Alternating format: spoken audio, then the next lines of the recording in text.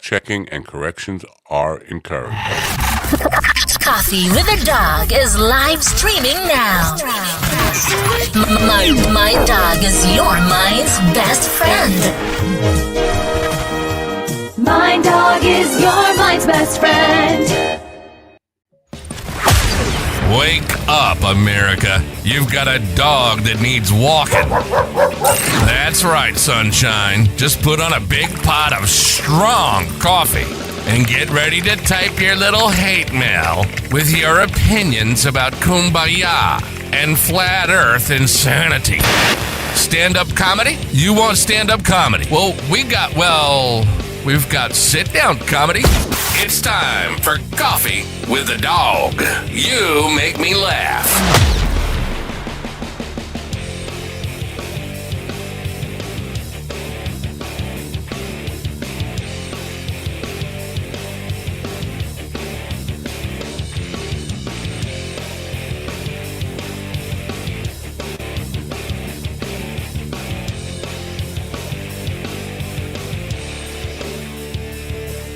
I'm just trying to see if I could trick Steven into private chat message that says your mic's not working, but obviously it didn't work.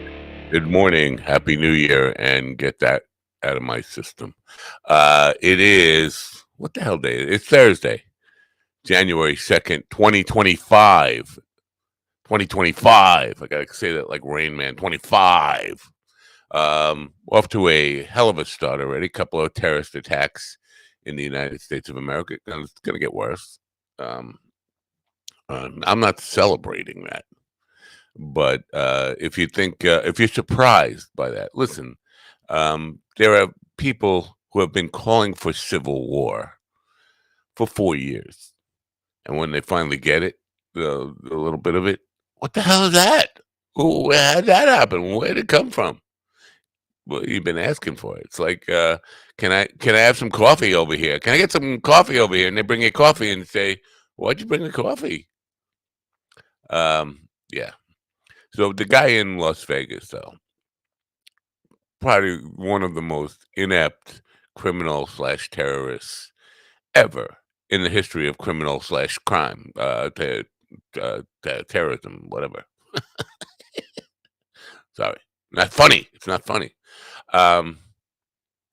He rented a Tesla truck and blew it up in front of Trump Tower, did no damage to Trump Tower, blew it up with himself inside, I believe. So he killed himself, or at least burnt himself pretty badly. I don't know his status. But he didn't do any damage to anything. Sorry, that's pretty freaking lame, man. I don't know. I just don't know. What were you trying to accomplish? What do you think you accomplished by doing that? All you did was make yourself look stupid and really hurt whatever cause you were trying to promote. Anyway, we have a show for you today. Speaking of promotion, business stuff. Brandon Barnum, PT, we call him around here. Oh, PT. Why would we call him PT if his name is? We call him BB. BB Barnum, Brandon Barnum, who wrote books about referrals. Now, here's the funny thing, and I think it's kind of genius. It's kind of lazy genius. I admire the lazy genius of this. He wrote a book about referrals, and then he just changes the title. So it's referrals for real estate people, referrals for dentists, but it's the same book. You just changed the word for the people you are targeting for. Now, I'm going to suggest he writes referrals for musicians, referrals for comedians, referrals for actors, maybe even authors. I don't know. But we'll talk to him about that. It's probably not going to be the most exciting show ever. What was the most exciting show ever? The horse guy underneath the ice. Robert Goodland. It was pretty exciting. I was excited in a bad way because it's my friggin' nightmare to be trapped under ice and dying. Anyway, so that's what we got in store for you today. I have my first gig of the new year today. We'll see how that goes. What's going on here? I'm trying to click buttons and nothing's happening. I'm going to play the news and then we'll say hello to the guy. This is News in 60 with Alan Edwards. I'm Lawrence Keller in for Alan Edwards. President-elect Donald Trump on Monday gave his backing to House Speaker Mike Johnson to remain in the position for the 119th Congress. Trump announced his total and complete endorsement of Johnson on his Truth Social platform early Monday morning. South Korean authorities said Monday they have requested a court to issue an arrest warrant for suspended President Yoon Suk-yeol over allegations of insurrection and abuse of power tied to his failed attempt to declare martial law. The request comes from a joint investigation team comprising officials from the Police Anti-Corruption Office and the Defense Ministry. A federal appeals court on Monday denied President-elect Donald Trump's effort to overturn a jury's verdict from last year, which found him liable for sexually abusing writer E. Jean Carroll in the mid-1990s. The fund responsible for compensating victims of Bernie Madoff's infamous Ponzi scheme began its final disbursement this week, distributing an additional $131 million to investors who were defrauded. Payments are being sent to 23,000 victims globally. Gotta love that South Korea, don't you? Gotta love that South Korea. They don't have any problem arresting a former president for insurrection. I gotta love them. Anyway, what's going on over there? Why are you doing that? I didn't. Why are we Brady bunching? And now I'm gonna get blamed for it. In the room with me right now are Ron, I Can't Sleep, Kane, Steven, just I Can't Sleep sitcom, Ortiz, and GD. I wish you would go to sleep. Good morning. What? Good morning, America. MindDogTV.com. Come to MindDogTV.com and enjoy half off of, as a matter of fact, for our New Year Day special, or day after New Year special, our New Year special. Half off of all of the bottles of carbonated bong water, direct from our vineyards in the Napo Valley. Half off, whatever the price is. I don't remember what we said it was, but it's half off of that price. So all right. That's it. MindDogTV.com. Enjoy the suffering and support your local mercenaries. Also at Kohl's today, they have the Michael Jackson sale is on today. I don't know if you know about that. Boys pants half off. I'm sorry. That's a very hack comedy type. That was really hacky, low-hanging fruit there, but fuck, I loved it right in my New year. It's a new year. Fuck. The black guy froze. Is he froze up? No, he was just taking a still frame. That's cool. My wife did something Elon Musk could not afford to pay me to do. I thought you were about to say your wife did a black guy. Well, my wife. New Year's resolutions. What are you going to do about them? My wife got up yesterday morning and dove in the Atlantic Ocean. On purpose? Yes. Wait, did she dive in or did you dispose of the body there? They call it the polar bear plunge, right? Fuck that. Your wife's crazy. Apparently, she wanted to stay in. She could have stayed in longer. She went for a couple of hours. Fuck? Yeah. Yeah, right. What the fuck? That's exactly right. That's the latest I have ever been in the water is October 30th, and it wasn't intentional. Latest or earliest? Because this is 2025. Well, I think he was needing it in general, but I don't know. Maybe May or June. In New York. Sometime in May or June would be the earliest I've ever gone, and that is brutal. But the October 30th plunge was not intentional. The water came into my house. The ocean came into my house, but it was brutal. I mean, it hurt really bad. It was so cold that it goes right to your bones immediately. So I can't imagine why anybody would want to do that. I don't know, man. That's for charity. People want to do it for charity. I don't know. There was a charity involved. There's a lot of things I'll do for charity. I ain't doing that. Yeah. So, but she's doing bucket list things. So good for her. I mean, but I would never. She actually had the audacity to ask, "Are you out of your fucking mind?" No. How could you? Well, wait. Is she a Joe Rogan fan? Because he's a big advocate on that cold plunge. I did not. My cousin does or at least was doing the polar plunge every year.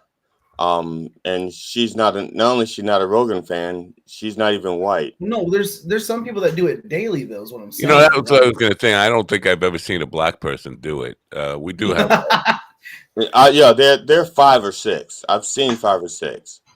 Wow. Because in Baltimore they do the polar plunge. Or in the Baltimore area they do the polar plunge in the bay.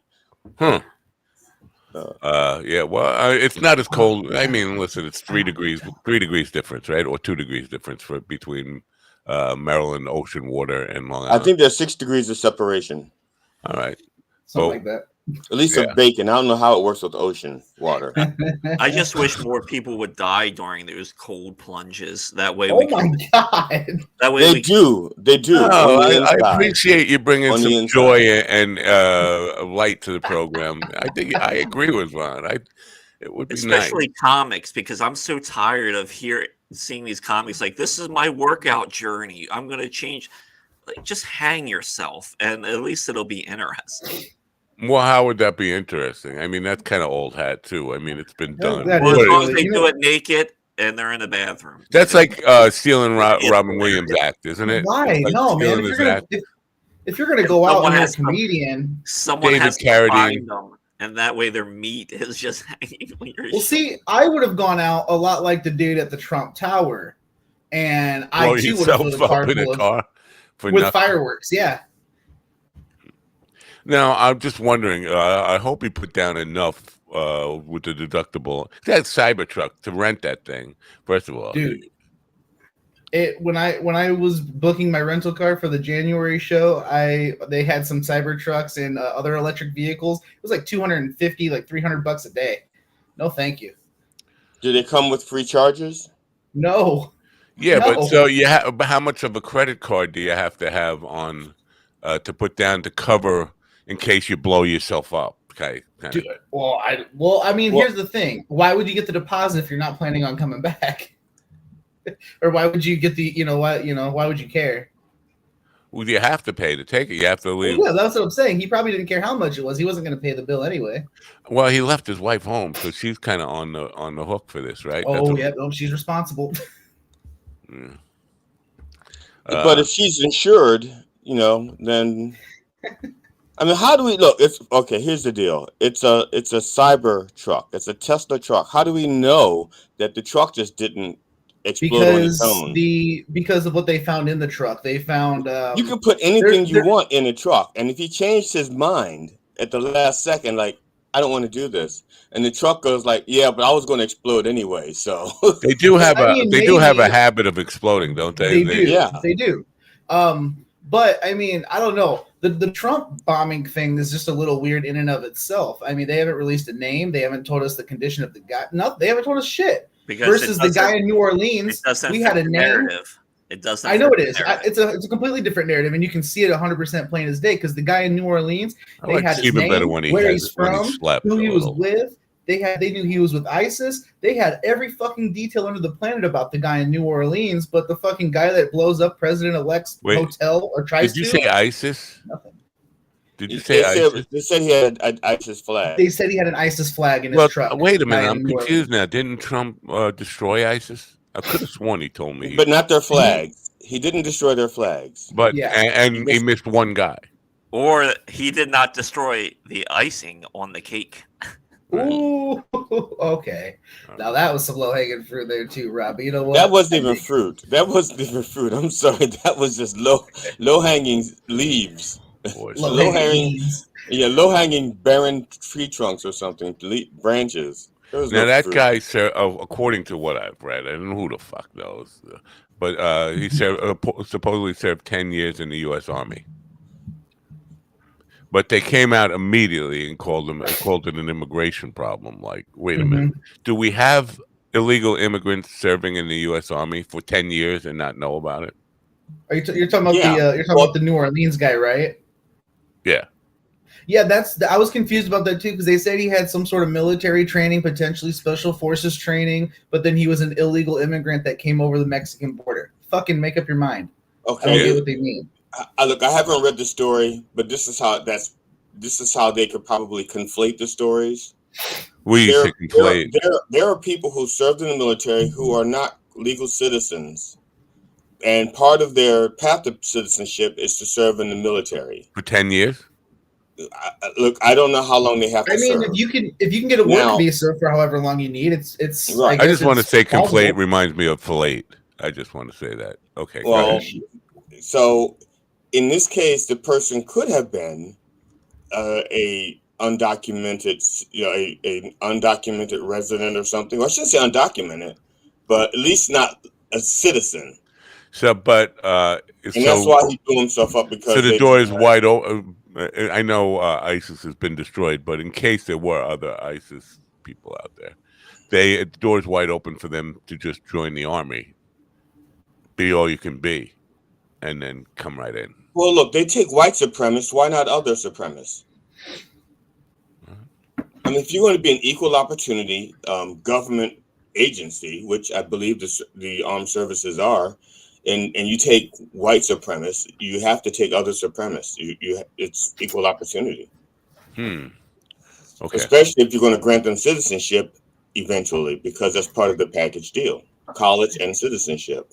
Now, of course, I may be like wrong about this. And wait, so what did you? What? You could be what? I could be mistaken about this. Oh, mistaken, not necessarily. Yeah, because I've never been wrong. I thought I heard you say wrong. Yeah, that was a mistake. I've never been wrong. I've only been mistaken. Yeah, I mean, we got New Orleans and now New York with a mass shooting. New York's got a Hamas occupation today. I don't know if you're aware. They're marching in the streets, but they're not saying infidels. They're saying a word that sounds like infidels. I think they're mispronounced. Yeah, that's the word. That sounds like infidel? Yeah, that's it. You must be Hamas. Well, I'm chickpea. I'm of the chickpea tribe. I'm Hamas. Okay. Hey, I once paid for a chickpea on my face. Back to you, Matt. Now the Super Bowl.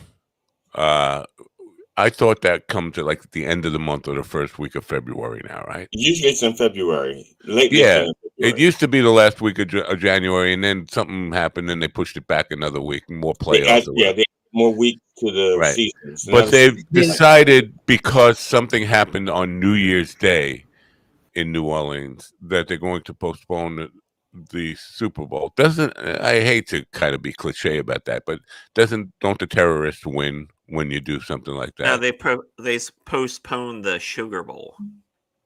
Oh, yeah. It wasn't the Super Bowl. It was the Notre Dame. It was the Notre Dame game, which is happening today. Oh, well, some idiots on Twitter don't know how to spell, because they've said Super Bowl. No, it was. It was right. the Sugar That makes Bowl. sense. Yep. That makes sense. It would be at 4:00. But how did they reschedule it? That doesn't make sense, because these are the college playoffs. If you postpone that game, that offsets the bracket. No, they're still playing before. They're still playing before this round of playoff games is done. So if they play they're playing today at 4:00. What's today? Thursday? Yeah, today at 4:00, and then that'll be. Then the stage will be set for the next round of playoff games starting Saturday. All Friday. Right. So that's not. So what, did they postpone it a couple of hours? A day. No, they postponed it from yesterday to today. Oh, okay, got it. Yeah.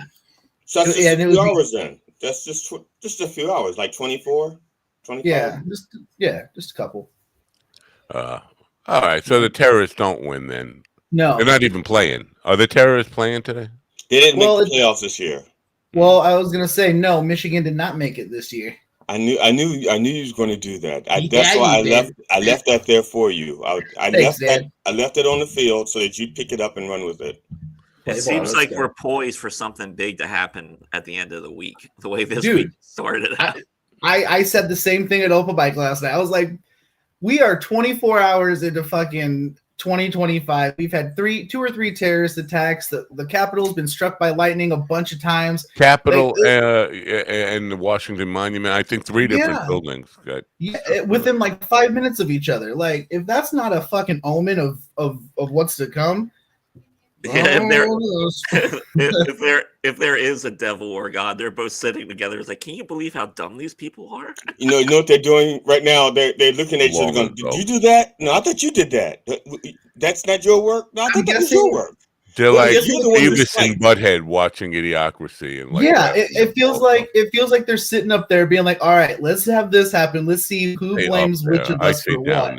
I say down there, not up there.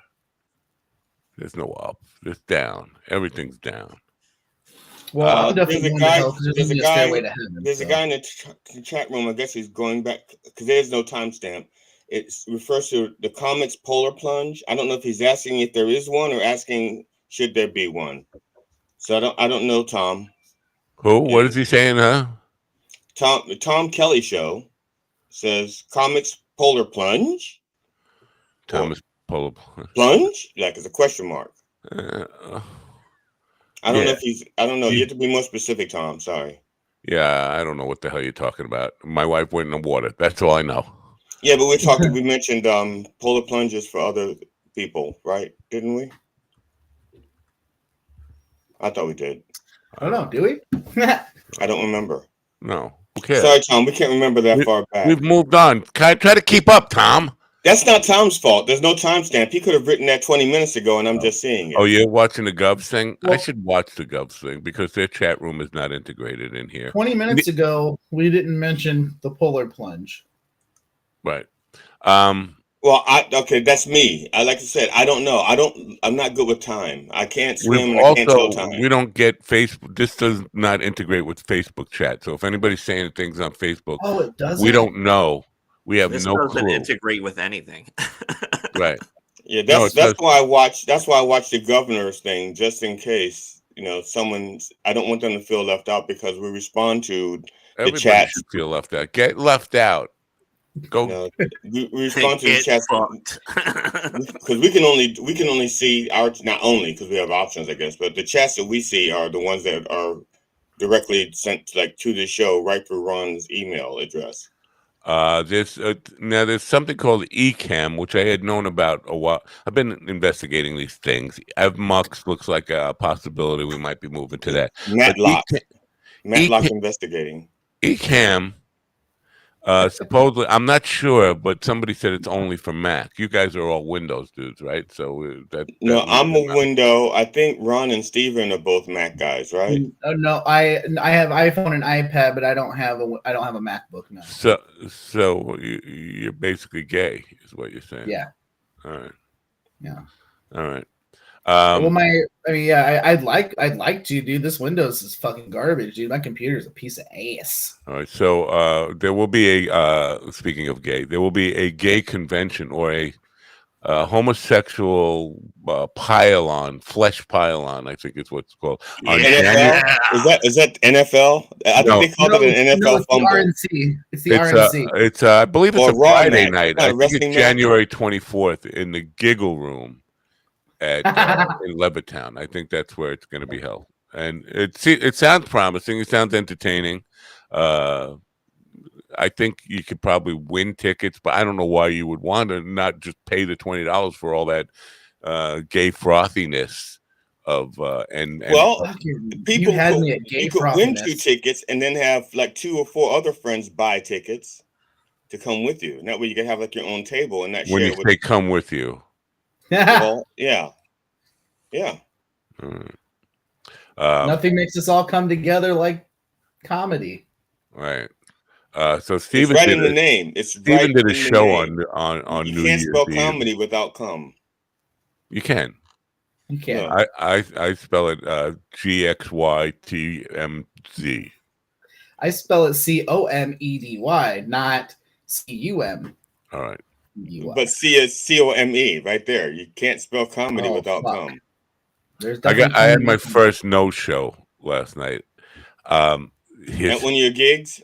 No, I was supposed to do one of these my Wednesday night live stream, and I didn't want to book it for New Year's Eve. The lady went in. I didn't block out New Year's Day. I didn't block it out on Calendly, and she booked it. And I said, that's New Year's Day. She says that's the best day for me. So okay, I guess why not? I mean, I'm not going to be drunk or anything. I'm just curious. Does she not celebrate the standard New Year? Was she Chinese or Islam or blonde, Jewish? Did she have like one of the blonde. other New Year days? She's a blonde. Now that doesn't mean anything You can anymore. be a blonde There and was still a be day Chinese. when white blonde meant white woman, but it definitely does in this case. But now you could be anything and still be blonde. Yeah, I mean, I'm blonde also. I'm blonde. Because the drapes don't match the curtains. Did any of you guys gig for the New Year? No, you want to know what I did? I attempted to watch Kevin Costner's Horizon. Are you guys familiar with this thing? I know of it. Kevin Costner has written, directed, and starred in what seems to be the most boring, no scripts, no story, Western that has ever been created. So this is why he left Yellowstone to do that? Yeah. It seems to be a bunch of white people. And this is definitely truth in history, I guess. White people in covered wagons going west without any real destination, no plan.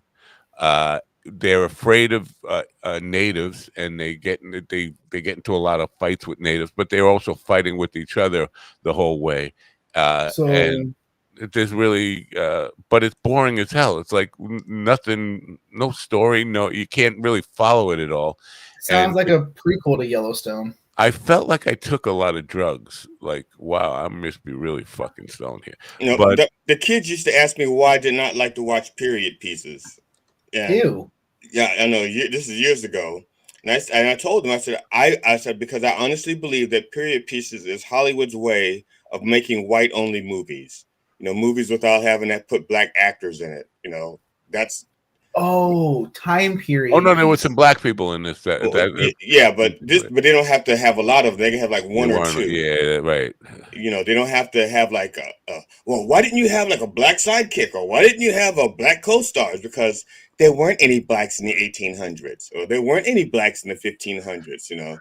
That's why it baffles me, because this thing felt like, I don't know, because I kept waking up and it's like, is this still on? Well, you kept waking up, but yeah. Somebody put money into making this thing. Like, why? I can't, because the script must have been white people just arguing, white people being angry in covered wagons. Next day, they're still angry. You'll be happy to know there are 2 other parts to that movie. Right, part 1 I saw. Each 3 hours. Oh my god! It sounds to me like if you remove the word covered wagon and from it, it could actually be just like a Hulu comedy special. Then not Hulu. I mean, just angry white people on stage. Instead of Stagecoach, just Origins of MAGA is what it really felt like. I'm sorry, Matt. It's going to be a 4-part series. Wow. I see. Now that's a waste of money, isn't that a waste of money? Can't we do something more productive with that money? I agree with you. Like, this is supposed to be like one of his passion project, but it's the same Kevin Costner as usual to make a Western.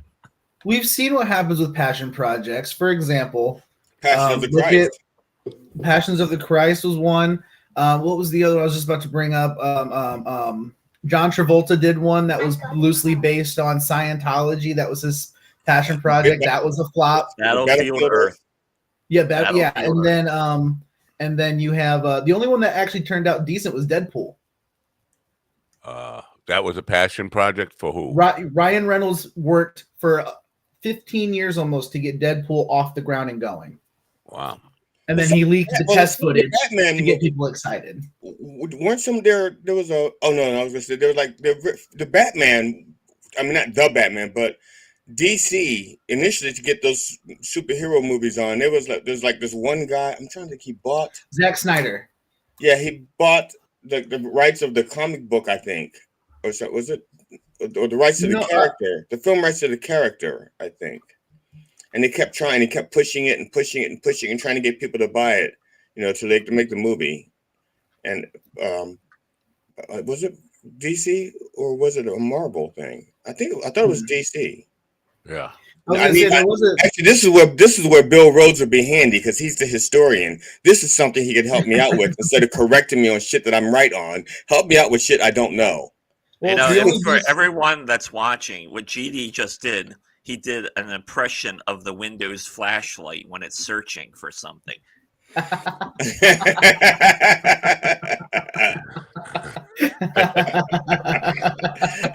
do other impressions also. I do buffering. I'm laughing. Right. You guys, speaking of Marvel, were we speaking of Marvel? I don't think we were. Well, you said Deadpool. I thought that was Marvel. Deadpool wasn't Marvel. No. Was which one Marvel? Deadpool, not Marvel. Deadpool's Marvel, yeah. Okay, so we were speaking of Marvel. Okay. Well, actually, the first one was Sony. The first two were Sony. The third one was Marvel. I didn't know. Oh, while we're talking, Marvel character, watched, yes. On Max, I watched that new show, Creature Commandos. That's out. It's an animated. It's basically like the Suicide Squad, except with monsters. Yeah. It's good. It's good. It's entertaining. Is that DC also? Yeah, it's like 22 minutes each episode. They're fun. They're fun. 22 minutes isn't long enough for me to fall asleep. That's a perfect time. That's where DC, if they could get their shit together, could be great because they've always dominated the animated superhero side of that category. Their shit's never more than an hour and a half long when it's animated. It's fast paced. It's quality. The art's good. It's a good story, and they're great. And then they can't make a live action movie that's great to save their life. Have any of you guys ever watched the Hit Monkey series? Hit Monkey. I don't know if I was allowed to see that. That was one that I enjoyed. I think I watched all 3 seasons that were available to me. It was really good. I enjoyed that one a lot. The script writing was good. The animation was decent. Even the plot was, even though it was the world's dumbest plot, the world's most implausible plot. It was so entertaining that I went, okay, I'll ride along with this. Well, have you checked out Peacemaker? Have you checked out? Oh, dude, Peacemaker is the best live action thing DC has ever put their hands on. You said they didn't make any of the good. No, I said they didn't make good real or live action movies. Right? Peacemaker's not a movie; it's a series. It started off as a movie, though, right? It was. Peacemaker did not. No, I thought it was the sequel to the Suicide Squad. It's all connected, but it's or it was connected to the previous DC movies, not anymore. James Gunn has retrofitted it to the new DC universe, but yeah, it was never a movie. It started out as a series with John Cena as the main character. It was fucking great. I feel like this conversation is about extreme sports because I know nothing about anything that you. Was the Peacemaker character part of the Suicide Squad series, the movies before the series? He's kind of in that same category as Deadpool, kind of like an anti-hero where like he kind of just does what he has to do as long as he thinks it's for the good of his country. Was the character, because didn't they do like 2 Suicide Squad movies? I thought Peacemaker was one of the characters. No, he wasn't. He wasn't. Okay. One, no. That's the problem when I stream shit. I don't know what was released in the theaters and what was released directly to my phone. Well, at your advanced stage, though, I'm sure you get things mixed up and confused, but it's okay. All this is better than the alternative. How much we should be sending blowing up Teslas to movie theaters. And don't say that because that's going to happen now. We should get rid of any kind of movie theater or television. We should just do. We almost lost Batman Forever because of not the movie but the theme Batman Forever because of the one shooter who went dressed up as Batman in the theater, and then the Tesla thing. If you park it out front and blow it up, apparently nothing happens. Hey, that's redundant. You don't have to blow up a Tesla. You just drive a Tesla and park it. It does the rest. You know what though? Those Tesla trucks, they said that they're bulletproof and they can withstand a small explosion. Apparently, that's true even from the inside. Yeah, because barely anybody got hurt. Did it actually catch fire? That's what. It exploded. It legit exploded, and then. But did the vehicle just catch fire by itself? No. It was from what. Well, okay. So from what was reported, it was loaded with either fire. They're saying fireworks based on the explosion video. Because there was definitely some sparks and like some colors in it, but they're saying it was definitely intentional. He set it up to do it, and he kept himself in it to do it. And then I saw a press conference today where the police thanked Elon Musk for giving them. They were somehow able to figure out every charging station he went to as he traveled, and all of the information on the guy. I thought you were going to say Elon Musk paid him to do it as like a well, here's the thing, though. They won't release the name of the guy, any information about him. They know every charging station. Oh, no. They had a video of him and his wife on Twitter this morning. Oh, okay, but they haven't released a name yet. Yeah, no, they put his name out. Him and his wife. His wife has a Facebook page where she's totally anti-Trump, whatever, rants on it. I can't find it now, but yeah, no, they had the guy on there. He did a video with his wife. They had their names out, and yeah, we know. But whatever. There's going to be more of this. That's the bottom line of it. They think this is going to end when Trump takes office and has his thugs, and Kash Patel just dismantles the FBI, who was basically tasked with stopping all this stuff. I don't know. It's not going to. So 4 hours ago, NBC reported.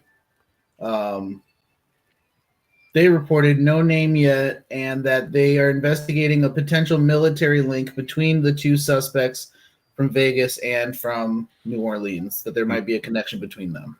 This guy, well, could have been. Who knows? Could be. Either way, we're 2 days in. We're fucked. Yeah. So I said, speaking of Marvel, for a reason, I wanted to talk. Have you guys ever heard the name Chris Wade? Yeah, didn't he play basketball for the Miami Heat? Could have. No, that was Dwayne Wade that did that.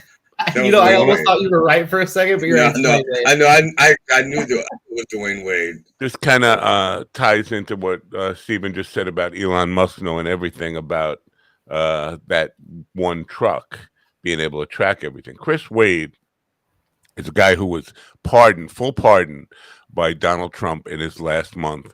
Is that the guy that they said was redacted? Well, it was what?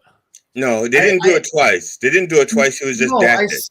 I saw because I had seen a post yesterday, or I think it was like 4 a.m. this morning on X, with the document saying that he was pardoning this person, but didn't say what he did or anything like that. Yeah, basically, no, his case was sealed. The guy was a cyber hacker. He was a hacker, but his case was sealed. And the chief executive of Marvel is why I brought that up. Ike Perlmutter donated $25 million to Trump's campaign and then asked Trump to pardon him. His case was sealed. He was a hacker in jail for conspiracy to hack and all this stuff. He was let go, and then apparently had some ties to Elon Musk, and Musk was asking him to analyze data from the 2020 election and from voting stuff. And this is a hacker guy, and so he could pay back for his pardon with service on hacking the 2024 election. This is what's going around now. I was leaning that way as you were saying it, because what other reason? I mean, granted, he could have just been potentially recruited by the government, and that's why he was pardoned in general. But with everyone saying that people had the results hours ahead, I mean, I'm not big on conspiracies, but I mean that shit lines up pretty smoothly, Yeah. So his the original crimes But the guy also has ties to Roger Stone, Paul Manafort, Jared Kushner. Shocker. Yeah. So yeah, they're upset that these guys don't fit the narrative for them.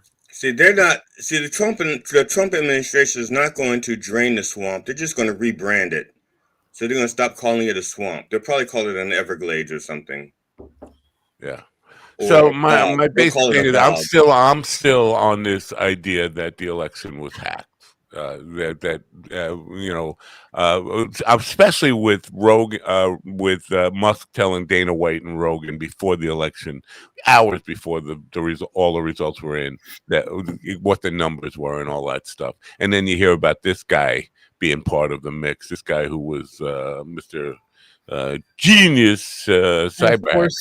And of course, they bring it up after Trump's been reelected to make sure that Trump can't get in trouble for any sneaky business. I'm not sure anybody brought it up. This was Business Insider doing some deep digging into the pardons. Because after all the people were reacting to Biden's pardons, people wanted to look into what all the people at Trump pardoned, and this name came up. It was like, what did he do? Oh, it's sealed? What do you mean it's sealed? Like, who gets a case sealed, and doesn't a pardon? Can't you just? I mean, how do you pardon? Once you are pardoned, once you're pardoned, you don't get to use the fifth commandment. Is it the fifth dimension? Yeah, the fifth commandment itself. The fifth dimension or something. You don't get to use that, at least in court anyway, because you can't incriminate yourself. Yeah. So so it just seemed like nobody cares. Nobody's going to do any investigation into this. No, with 8. Look, here we go. We have 17 days left. I think Merrick Garland will take that laser focus of his and point it right toward that case and have it cracked and solved and prosecuted within weeks. Now, what was that name? The guy you just mentioned, Merrick Garland. Oh, yeah, that was it. Yeah, now, he's really on top of things. He's crack. He's on top. Crack. He's a real crack what? AG. He's good on top of the television. On top of what am I hearing? That was one of the reactions from the crowd. So they didn't drop. That's the one good thing about having this live, because we have the audience reaction almost instantaneous. We get to hear them laughing and applauding. Right. Yeah. They didn't drop the Miami case, the classified documents case, and they complain about Eileen Cannon. And like, what do they hope? Like, again, I appreciate South Korea for going after a former president and putting him in jail. But what do they hope to accomplish by this? The courts are stacked against them down there in Miami, in the Southern District of Florida. I mean, do you understand any of this? Why? Is it just like for show, like to say, Merrick Garland wasn't that weak, he dropped the case, he let it be just thrown out? I don't understand. I don't understand Democrats, and I don't understand some of Biden. I take that back. I understand Biden, but man, it's no joke, man. Yeah, I understand him. I don't approve of the fact that he put so much faith in institutions and his faith. That was the problem I had with Jim. I thought Jimmy Carter was a decent president. I thought he was too decent to be president because I thought he trusted the mechanisms too much. He had faith in God and faith in country and faith in man. And those are the very things that make up for a very bad, corrupt system. That's why, so I didn't think. I thought he was too decent. I thought that Carter was relying on people to do the right thing, on it, too much. And I think Biden does the same thing. And he says, "Look, I'm going to trust Mitch McConnell. I'm going to, to do the right thing. I'm going to trust Donald Trump to keep his word. That what he said to me, that he's not going to go after his enemies. I'm going to trust Elon Musk. No, you don't do that." Well, no, you don't do that. And, but Biden did decide. As much as I despise Reagan and what he did, when he said trust but verify, that should have become the mantra for the world. In our political state, trust. I mean, it almost sounds like a good kind of policy to have in general. Yeah. Yeah, no. And in porn, you should trust. And when it comes to porn, verify is my policy. It should be trust and verify in porn. Yeah. But Biden did throw Garland under the bus a little late, like yesterday. He regrets picking him. Yeah, now? Why weren't you on his ass like day one? I mean, you wait until now to say maybe it was a bad idea. I would have, you're fired. Go after him. This is what January 7th he should have been on it, or January whatever 21st. Well, he also should have stepped aside 2 years ago when he was supposed to. Yeah. And said, "Hey, I'm gonna do like I said, and I'm gonna do that." But no, I should have said, "I'm too much of a pussy for this job. I quit." But it's just not him. I mean, it's like the whole thing with abortion. Like if Ruth would have left her fucking position when Obama asked her to, when he was 900 years old already. So it's dumb. It's just dumb power grabs. Dumb. And here we are. Dumb. Yeah, that's don't get it. I that's one thing I don't. I was never that selfish when it came to things like that. When I played sports, I think you were that selfish. Come on. No, when I played sports, and if I had to guard somebody that I knew I could not guard, I would say, look, so and so better guard them because I can't guard them, or somebody better help me out because I can't guard them, or something. I was smart enough to not hurt the team and unselfish enough to not hurt the team. I would take myself out of the game if I had to, or whatever it is I had to do, or step up my game if I had to, Or once I actually played fucking dirty because that's what I had to. That's what I was asked to do. Did you see that football player? I don't know what game it was from. A guy was down. He was down under a pile, and this guy was like stepping on his leg to break his leg. I saw that. That was, dude. There's some dirty fucking football happening in these playoffs right now, man. Yeah, that guy should be. He should never. You're banned from playing professional sports. Which game was that? Was that by chance Ohio, Oregon? Because Oregon was getting no. Ohio, Oregon, they had sportsmanship the whole game and after the game. Even though Oregon, because I couldn't watch it anymore because once Ohio went up like 2,900-3 or 2,900. Dude, I know we fucking just whooped them. Number one in the country, my ass. Fucking suck it. And the thing is, but I said I don't watch much sports. I do not watch much sports on television. I just lose interest in it. But Oregon used to be. I told my wife I want to watch them because Oregon was really good with so much of their offensive plays that Belichick stole a lot of their stuff. And because they were Oregon, nobody paid attention. And Belichick looked like this great scheming genius, and he was just lifting plays that they were doing in Oregon and just patronizing them. So that's what you're patriotising them. So that's why I wanted to watch it. And then I'm watching, and my wife goes, "I thought Oregon was so great." I said, "I didn't say great. I said they had good plays." And she goes, "When are they going to start using them?" I'm like, I don't know. Maybe it's their strategy to get down by 20 points and catch Ohio off guard. I don't know. They had that number one syndrome, man, where they came in, we're number one in the country. We're going to fuck shit up. And, Ohio State came in and was like, "Oh, we got our shit together. You ready for this?" And that's the other thing. Ohio State, even when Ohio State has got, they're not only are they a powerhouse, okay, they have like the old Yankee mystique. Where people sometimes just go in there and feel defeated just because they were the Yankees. It was the same thing with Ohio State. Ohio State walked into your stadium with a 6-point advantage because of how you felt about Ohio State. And with them having like nine of their 11 defensive players have like with 4 or 5 years, that's teamwork. They've been playing together for. Not just that though. Not just that. You got to consider this. We have Ryan Day is the best recruiter in the nation. We have the most expensive football team, most expensive offensive line in the nation. We have a multi-million-dollar team. It's the most expensive team in the nation. So, well, I would say. I would say that Oregon got caught with their pants down, but I don't think so. I think Ohio took their pants off. We basically went in there and just played a big game of duck hunt is what we did. So that's I was embarrassed. My wife goes, I thought you were a Michigan man. I said, well, I do like the Wolverines, but I'm just saying I just appreciated what Oregon was doing up until yesterday. What confused me what most confused me about this whole thing is that Notre Dame game was postponed because of that terrorist attack. But here's the thing. Notre Dame is from South Bend. South Bend, there's a shooting every 10 minutes within a half mile of that school.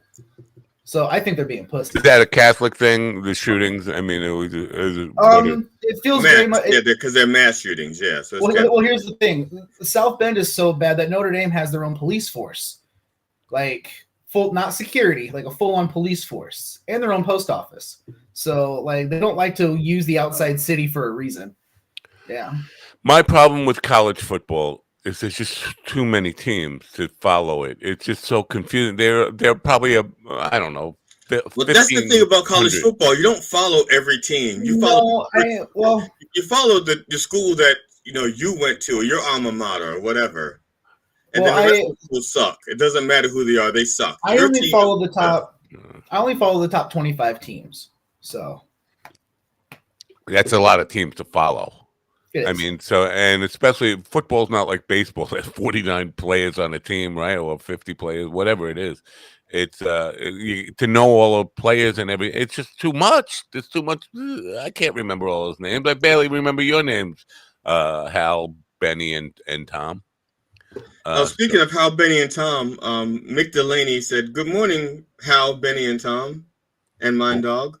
Oh, Mick Delaney. Yeah. Oh, by the way, that football player was offensive lineman Fernando Carmona of the Arizona Razorbacks. He's the one that was stepping on the leg. Who did he step on?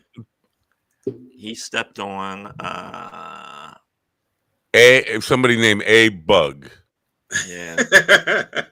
So CJ Baker, CJ Baskerville's ankle.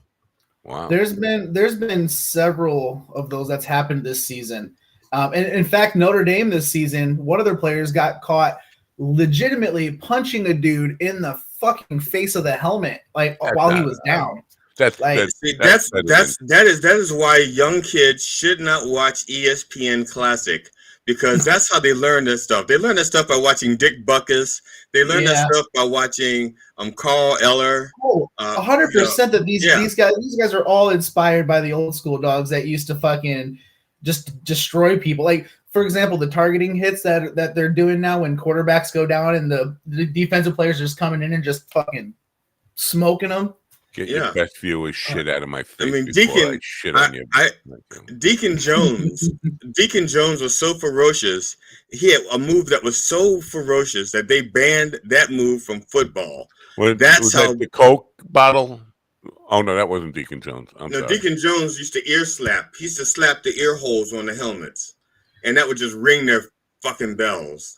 I love and that. they made that illegal. That's how vicious, and that was his patented move. That was like, remember, I think when other football players do that, they have to pay him like $25, or pay his estate $25 because he's. This might come as a shocker to you, but I've never played football.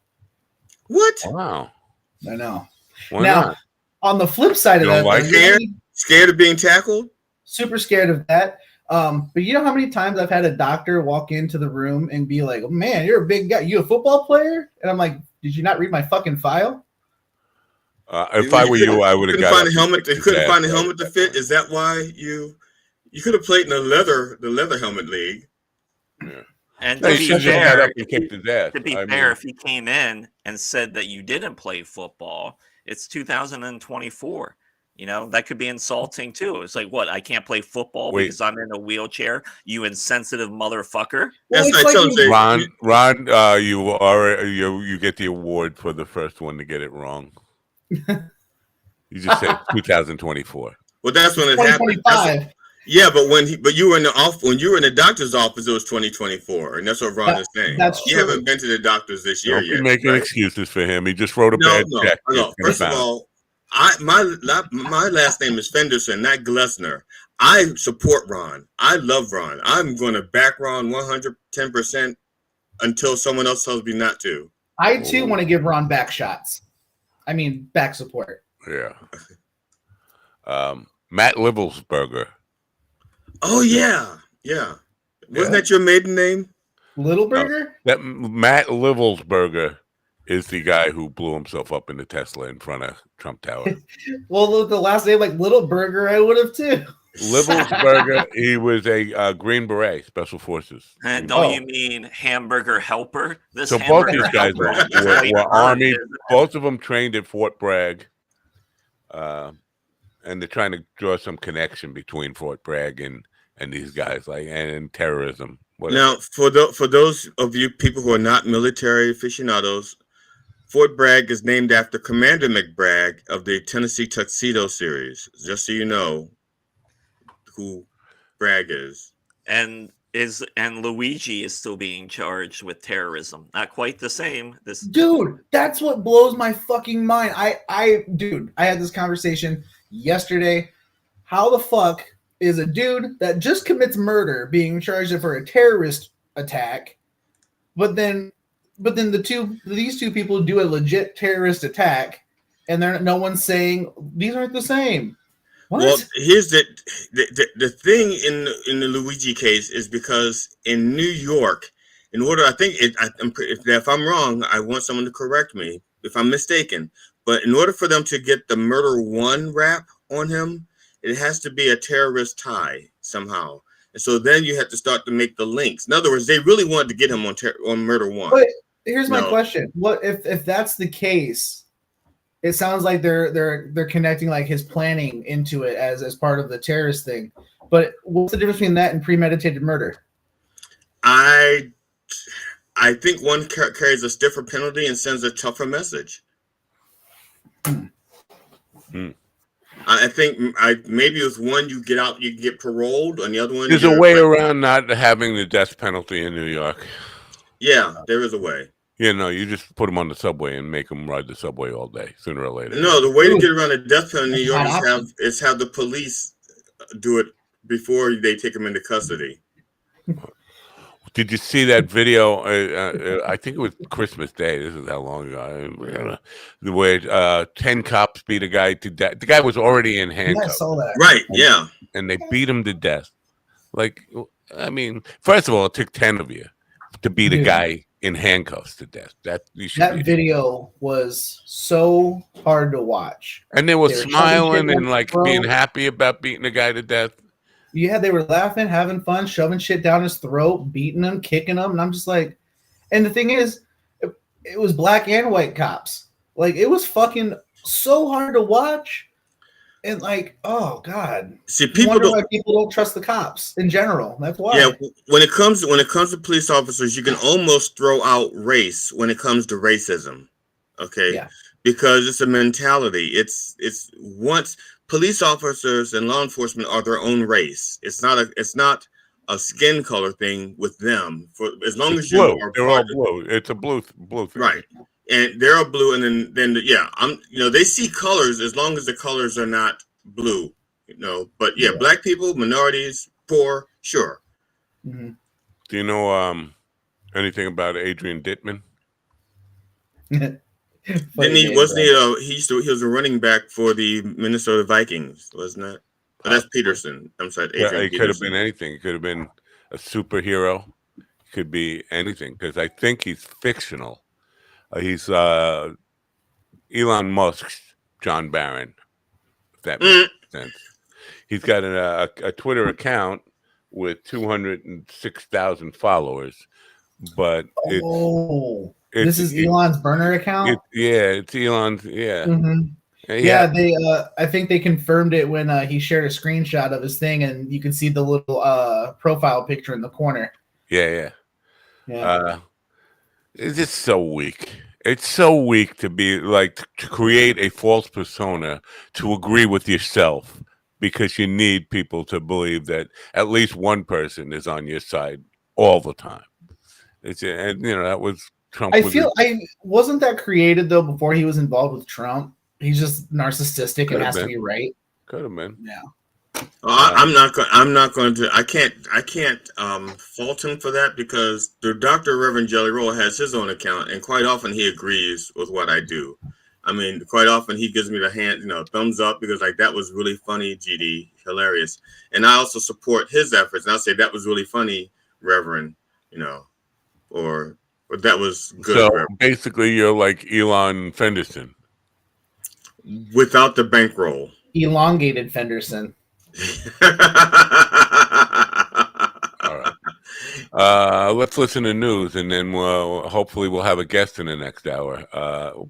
P.T. Barnum will be here.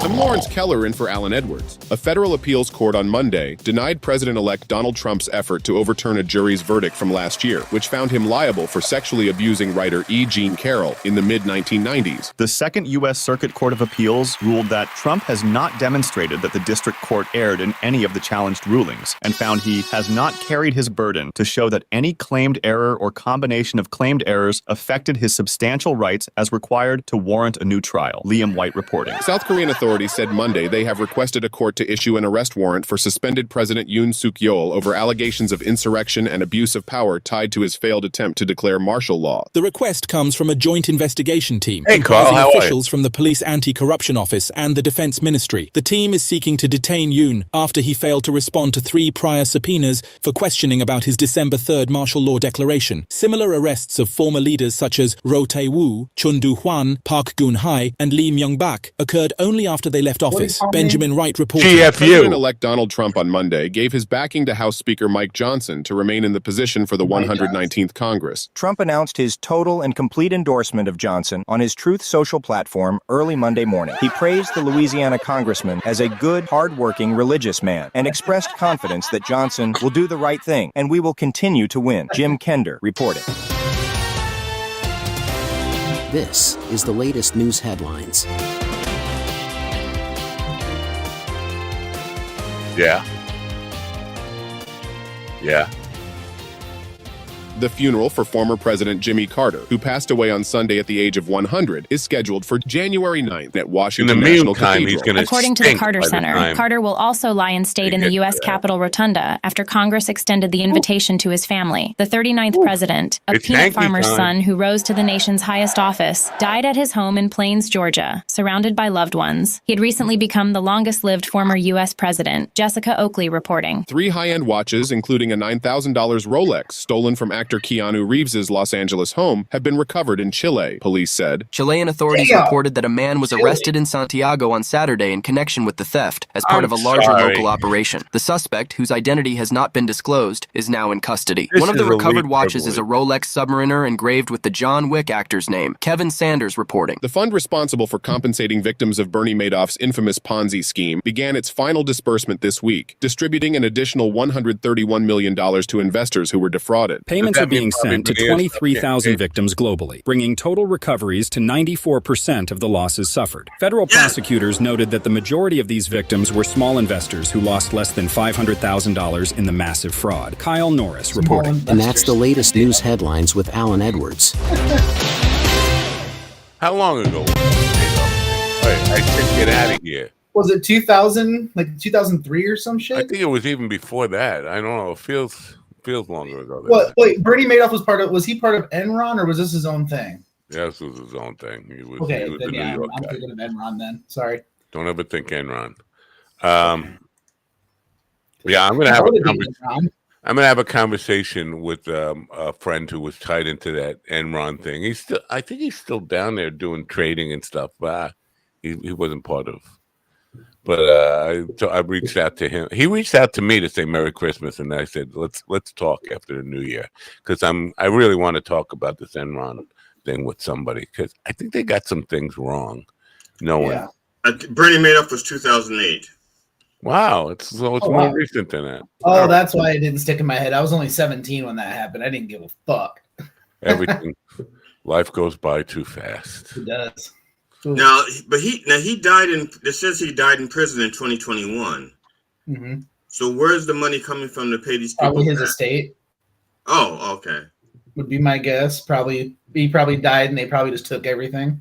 Yeah, but that's what I'm saying. His estate should have already been like vague. He should have lost that as soon as he was found guilty to start paying people back. I mean, welcome to the American legal system. I'm so confused how Bobby Bonilla is mixed up in this whole thing. Bobby Bonilla still gets a check for $1 million every year, and it's tied to the Madoff thing. I don't have any clue how. Now, the FBI recently released information that a lot of these celebrity homes that were being robbed, especially like football players and stuff, that was related to South American criminals, and it was organized, and now it seems like they're, because I don't think the reports of any of this stuff have been recovered before. This is the first of my hearing that they actually recovered some of the stuff. So it's like they released the fact that it's South American and it's organized crime and these organized efforts, and now they're recovering stuff. It sounds like that they were building up, like they had a trailer and now the movie is coming out. Okay, then. I don't know. It just seems just interesting to me that they just released the fact that they thought these things were related. Right. And it was involved South America. Now they're recovering stuff. Where? Chile, which is where? South America. It's just, to me, coming back to this Keanu Reeves thing, they're not going to find my watch anywhere. You're not Keanu Reeves. Imagine what? You're not a national treasure. I know I'm not. I'm not even, according to Matt Timney, I'm just a self-absorbed drunken painter. Well, I mean, we all know that's not true. You're an old drunk. Hey, don't lie to yourself. You're a functioning alcoholic. No, I'm not an alcoholic. I've never been. He's a functioning pothead. Thank you. That's definitely, or a dysfunctioning pothead. I mean, sure, it's perception, but yeah. The bum's lost, Lebowski. Yeah. Shut the fuck up, Donnie. Figure it out. FYI, in the chat room, Mickey D says he loves the show, but Matt Mind Dog looks like a minion. It's what? I see it. It's what? What am I? A minion. I just responded to that. I said, I thought I was a minion. He goes, no, it's the look, not the job description. That you look like a minion. Okay. My Muppet minion. People can come up with cloud. You look like evil cloud, an evil cloud. Yeah, I look like a cloud. Cabbage Patch Kid. No! If I opened up a Cabbage Potato Head, I've got Mr. Potato Head a lot. Oh, I can see the potato. I can see the Mr. Potato Head. Ooh, yeah, for sure. Yeah. All right, I could take it. I can't give it. If I didn't think you could take it, I wouldn't have mentioned it. If I thought you was going to break down and cry, I'll break down and cry. I probably still would have said it, but I would have given you a hug afterwards. You would give me a head. You would give me a head afterward. I said if I would have made. If you couldn't have handled it, I would have made you cry. Why didn't you give me a head before? You call me Mr. Potato Head. Well, because I feel like if I did it, you'd think it was like pay in advance. You doing it? Pay it forward. Give me head first. No, I don't want head. You head first. Oh, what a disgusting! I think you're thinking of Head Start, right? not head first. I don't know what I'm thinking. I don't know what I'm thinking. I'm not thinking. That's the problem. I never think. That's the worst preschool education program in the country's history. That was probably the original name. It's like, guys, I have an idea for a program to help kids before they start school. Let's call it Head First. Oh boy. Oh my God. No, I like it. I like it, but we're gonna get some kickback, some pushback. It makes sense. It makes sense because when a baby comes out, they come out head first, right? So it's a perfect name. Say no, we can't go there. No. How about head only? No, not head only. Head only. Oh, God, head only. Eating ain't cheating. That's what it, I don't know. So yeah, we got a guy coming on. Supposedly, I haven't heard the alert that he's coming here. On what? Coming on your face. Money shot. Let's go. Anyways, that's Bukkake. Oh, first Bukkake of the new year. On the show, anyway. Oh, I mean, yeah. I'm not going to talk about what happened New Year's Eve, okay? But, On the Gov site, Mr. Delaney says this show should be called Coffee with Minions and Friends. Now, is he trying to drive me to suicide? Is he trying to hurt me? He's trying to make me cry. So listen, Mickey, Minions are come on. awesome. The Minions are awesome. Oh, they are. I didn't know. In what way? And they are money makers. Unlike you, Matt. Minions are money makers for. Was it Pixar? Pixar? For Pixar, yeah. Pixar. Well, on my tombstone, I'm going to write. I'm not going to write, obviously, on my own tombstone. That would be a good trick. But I'm going to have somebody engrave. It's all Mickey Delaney's fault. He called me a minion. That's what's going to say on my tombstone. I did have speaking of people upset, I had somebody send me a message on TikTok about my comments on Betty White. What'd you say about Betty White? I said she was the hottest golden girl and I would fuck her, and then I said I'd even dig her up and do it now just to say I did it. Well, when she was young, she was super hot. I know, but I mean, even watching Golden Girls, man, just like no, she just had it going, dude. Are you familiar with Sue Ann? What was Sue Ann's last name? Betty White's character on Mary Tyler Moore. Oh, wait a minute. I'm sorry. I only know Betty White from the Golden Girls and anything she was in newer, really. I gotta see if I could pull up this From Here to Eternity thing, because she was fucking smoking hot in that. That ain't it. That ain't it. That ain't it. That ain't it. But no, Golden Girls. Come on, Steven. Come on with that. You got to stop with that. So, what was the pushback? What did people say? I'm going to come over there. This one person sent me a message saying, like, I don't think that's super disrespectful. Her family would have been really upset. And I was like, who the fuck in her family is going to see this video? And then they blocked me. So. Well, that's why I brought up Sue Ann. I think it's Sue Ann Nivens. Why do I want to say Nivens? That sounds right. She was an old lady even then in the Mary Tyler Moore show, but she was foul-mouthed, a little slutty. Yeah, that was part of her character. She carried that all the way to the grave, baby. Yeah. Like I said in my set, man, fucking like a leather couch. Oh, you said it in a set? I mean, come on. That's a little rude. Saying it on this show is one thing, but saying it in a saying it in front of a live audience is way wrong. All right. If anything, the audience was like, with plastic on the couch, and I was like, there was no real good picture of her from here to eternity. That you can actually see in this thing. So I'm not gonna. There's nothing for me to share. But she was a hottie. Take my word for it. She was a hottie. I'm taking your word for it, man. So you had a show New Year's Eve. Now, were people drunk? I mean, because New Year's Eve, I don't equate New Year's Eve with like comedy. New Year's Eve, where I am, was underwhelming. All of the bars in general were pretty light with crowds.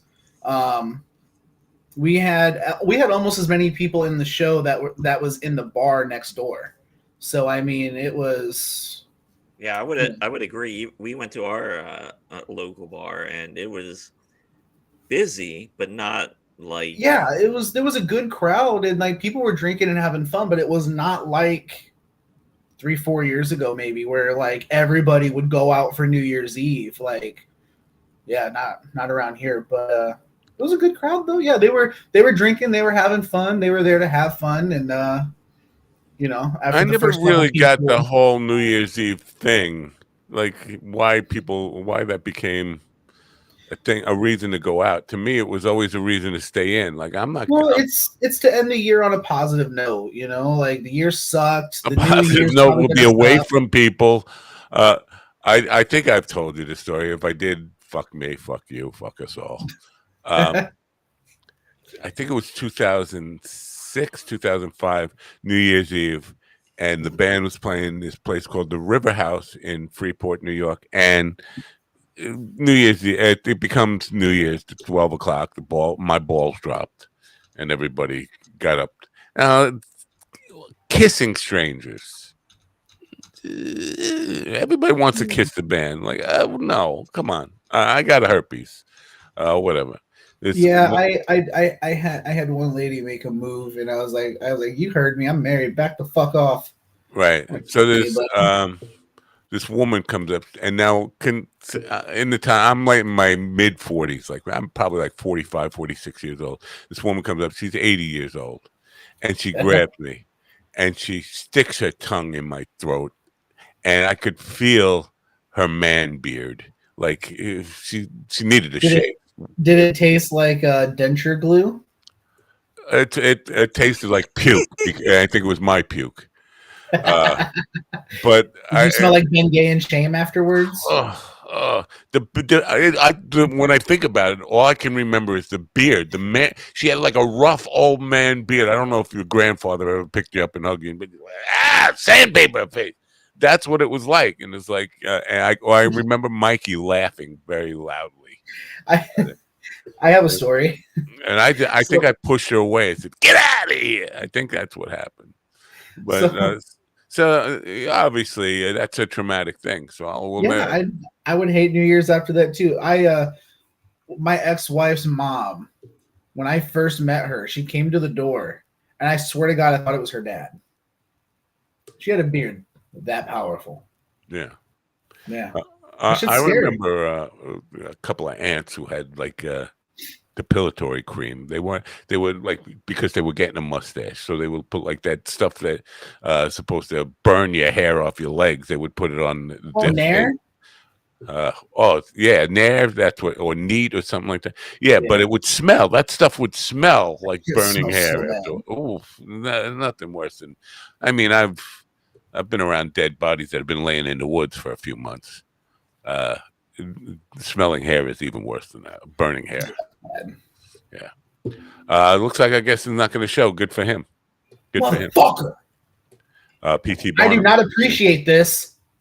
Well, I do have some showbiz. Good for you. Good for us. Good for everybody. Good for you, Dick. That's good. Yeah. That's true. Back to you, Dick. Say good night, Dick.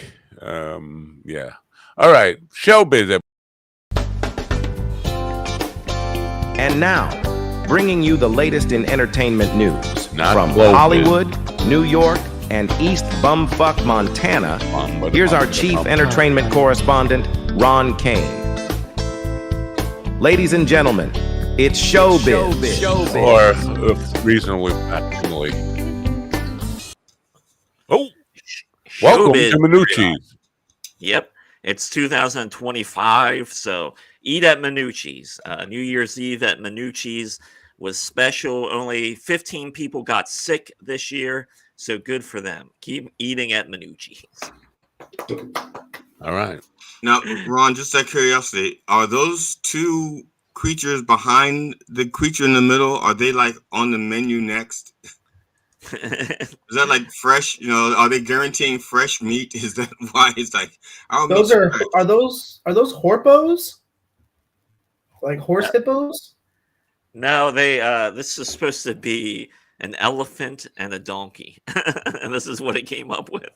It gave us Delephants.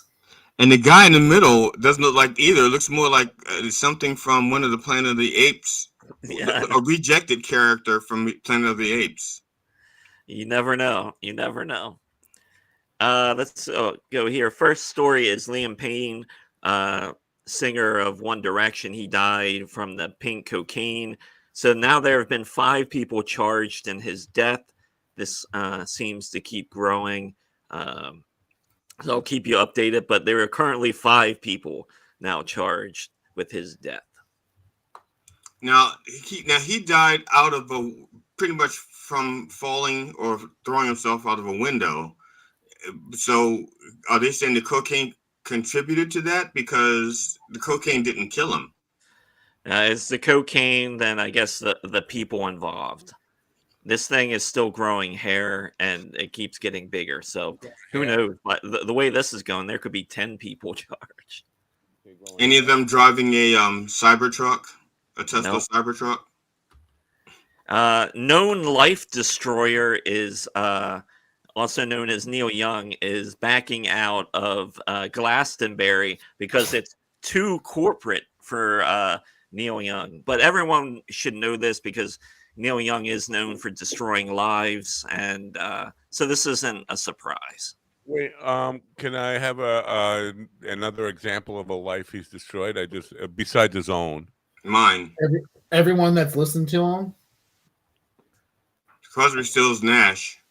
I don't know. I've listened to him. He hasn't destroyed my life. I mean, my life was never all that great to begin with, but he didn't. He's not responsible for that. I don't have an answer for it. Maybe it's unknown life destroyer. But he is backing out of Glastonbury because he says it's too corporate. I don't know if someone has included him in the last 25 years of America, but that's all America is. So yeah, fucking dry up in a lake somewhere, you old fuck. Goddamn. So ooh, that's mean. So Brandon Barnum just called, by the way. I'm trying to send him a link. Oh, he's here. All right, wrap this show. Let's get on with the showbiz so we can get to our guests. We got a lot here, so right, we get the power bottoms and stuff. So let me stop this and let's get through it, and then we'll get to the guests. Come on. All right. Come on. All right. So this is Iron Maiden, and they're celebrating 50 years. Jesus Christ. If you're interested, I can't believe these guys are still touring. They're in their 70s, for God's sakes. But hell, if you need the money, you need the money.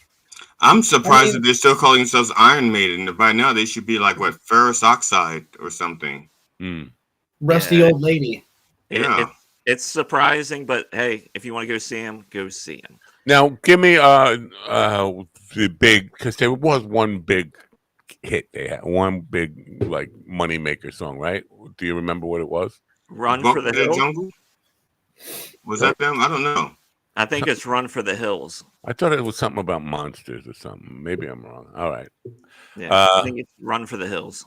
They are considered like heavy metal, like on top of Mount Heavy Metal. When we talk to metal people, I think Black Sabbath. I think of Metallica, Megadeth, maybe Iron Maiden. I don't know any. In my world, heavy metal is none of those guys. Really? See, the first thing I think of is Dio. That is how can you not include Black Sabbath in heavy metal? They are the founders of heavy metal. That's like saying, Elvis Presley had or Chuck Berry had nothing to do with rock and roll. Because by the time I discovered Iron Maiden, they were already classic rock. Elevated music. Yeah, like it's like legitimately, it's shit that I would hear just like out at stores and shit. Like it just wasn't to me. It was all like Ozzy. By the time I discovered Ozzy, he was a fucking reality TV star. You know what I'm saying? So yeah. All right. Make it how you want. Speaking of Joe Exotic, which no one has been, I still haven't watched The Tiger King, but he's reached out to Joe Rogan to see if he can get on Rogan's podcast, even though he has no access to video. He still wants that pardon from Trump. That's what he wants. You're gonna do it just on a phone, like call in to Rogan, or I don't know. It's weird. Yeah, I don't know. Collect call for Mr. Joe Rogan from the penitentiary. Bring some cameras in there. I don't know. Whatever. Yeah. We have a collect call from the penitentiary for Mr. Joe Rogan. Will you accept the charges? So the TikTok ban is still looming. It's January 19th is the date. You're sad about this, aren't you? You're gonna miss all your the weird. He gets those from Reels. Yeah, I hope it doesn't get banned. The only reason they want it banned because it works so well and it's so great for organizing people, and that's why the government wants it. And they also want that algorithm. They want the algorithm. That's really they want to get their hands on it. And wait till they find out. Once they get the algorithm, wait till it finds out how it ruins their lives, because now Congress and the senators will be like all stuck in an endless loop of apt videos, apatow videos. And Trump has been fucking on and on the last week or so about saving TikTok. So we'll see what happens. All right. Creature Commandos is out on Max. I've watched the first 4 or 5 episodes. It's solid. It's worth checking out. So if you're interested, they have that one the fucking Weasel dude. He's from Suicide Squad. Yes, and there is an episode about the Weasel's background. It's great. It's fucking great. So it's worth checking out. This is surprising. Abbott Elementary and It's Always Sunny in Philadelphia will do a crossover on January 8th, and it's actually going to be a crossover episodes on both shows. They're going to do one on Abbott, and they're going to do one on Sunny. So Danny DeVito is amazing. I mean, he's got to be 90, right? He's in his 80s. He's like 80, 81 now. He's in great. I mean, he looks pretty good for his age, man. I mean, he's still rocking, dude. Yeah. So this is going to happen. So if you're interested, check it out. I'm a fan of Sunny, so we'll see what happens. Known Santa Claus impersonator Tim Allen is apparently coming back to TV because they need a curmudgeonly old white guy to tell you, it wasn't like this. It wasn't like this back in my day. I didn't understand. I'm assuming that Matt wasn't available for this part. Yeah, I guess they couldn't find another old crudgy white guy to play your typical conservative, I don't understand, eat your own ass type of guy. Yep. It's not like there's a shortage of us. Yeah, and speaking of eating your own ass, Chevy Chase told Jason Reitman, you should be embarrassed because he was at a screening of that Saturday Night movie, and Jason Reitman, Ivan Reitman's son, is the one who made and directed this movie, and Chevy Chase told him, you should be embarrassed. Oops. So Chevy's always been known as quite a dick, and the tradition continues. The tradition continues. He has always been known as quite a dick. I know somebody who knew him. She used to babysit for his kids or something, and she said she was from a very well-to-do family. Obviously, they were neighbors of his, and she even said he was just such a prude and such a nose in the air, stuck-up son of a bitch. Then he's always been that way. Even when he was first discovered, he assumed that everybody should love him. That was his attitude. So I never liked the guy. And everything I've read about him throughout the years, no one has good stories about him. From the time that he was on Community to Saturday Night Live, everyone has horrible stories about it. Joe McHale has some great stories about Chevy Chase. They're worth looking up. So if you want to delve into the dickhood of Chevy Chase, there's plenty to check out. I have some very, very good stories about Chevy Chase. Of course, I've never met him, and these are all stories I made up because I watched Caddyshack. All right. Yeah, well, speaking of movies, this is Will Ferrell. He was at the Kings game over the holidays, and he showed up dressed as Buddy the Elf, so that made news. Yeah, he sat there with his family. Other celebrity news: Brad Pitt and Angelina Jolie have finally have a divorce settlement after 8 years. So we can finally move forward as a nation. Here's my thing. So is she going to get back? Is she going to get back together with Jennifer Aniston now? Hold on. Here's my question. How do you watch someone like her date Billy Bob Thornton and then go, I called next? That's your question? Yeah, that's fucking gross, man. That dude, it weirds me out. Billy Bob Thornton weirds me out. Apparently, they met on the set of Mr. and Mrs. Smith and fell in love after ensued. If you watch that movie, it's kind of easy to see how they fell for each other in that movie. Maybe they both said to each other, we can both put our legs behind our head. Let's link up. No, they got together and said, hey, let's see how many minority children we can adopt and see which one of them will keep us rich when we get old. Man, this show's getting worse and worse by the second. Speaking of movies as well, Jason Momoa will appear in the upcoming Supergirl movie as Lobo. This is somewhat big news because there's been rumors that he's wanted to play Lobo for years. So it's finally going to happen, except it's going to be in a Supergirl movie. No, because that's DC, and he was their Aquaman for a while.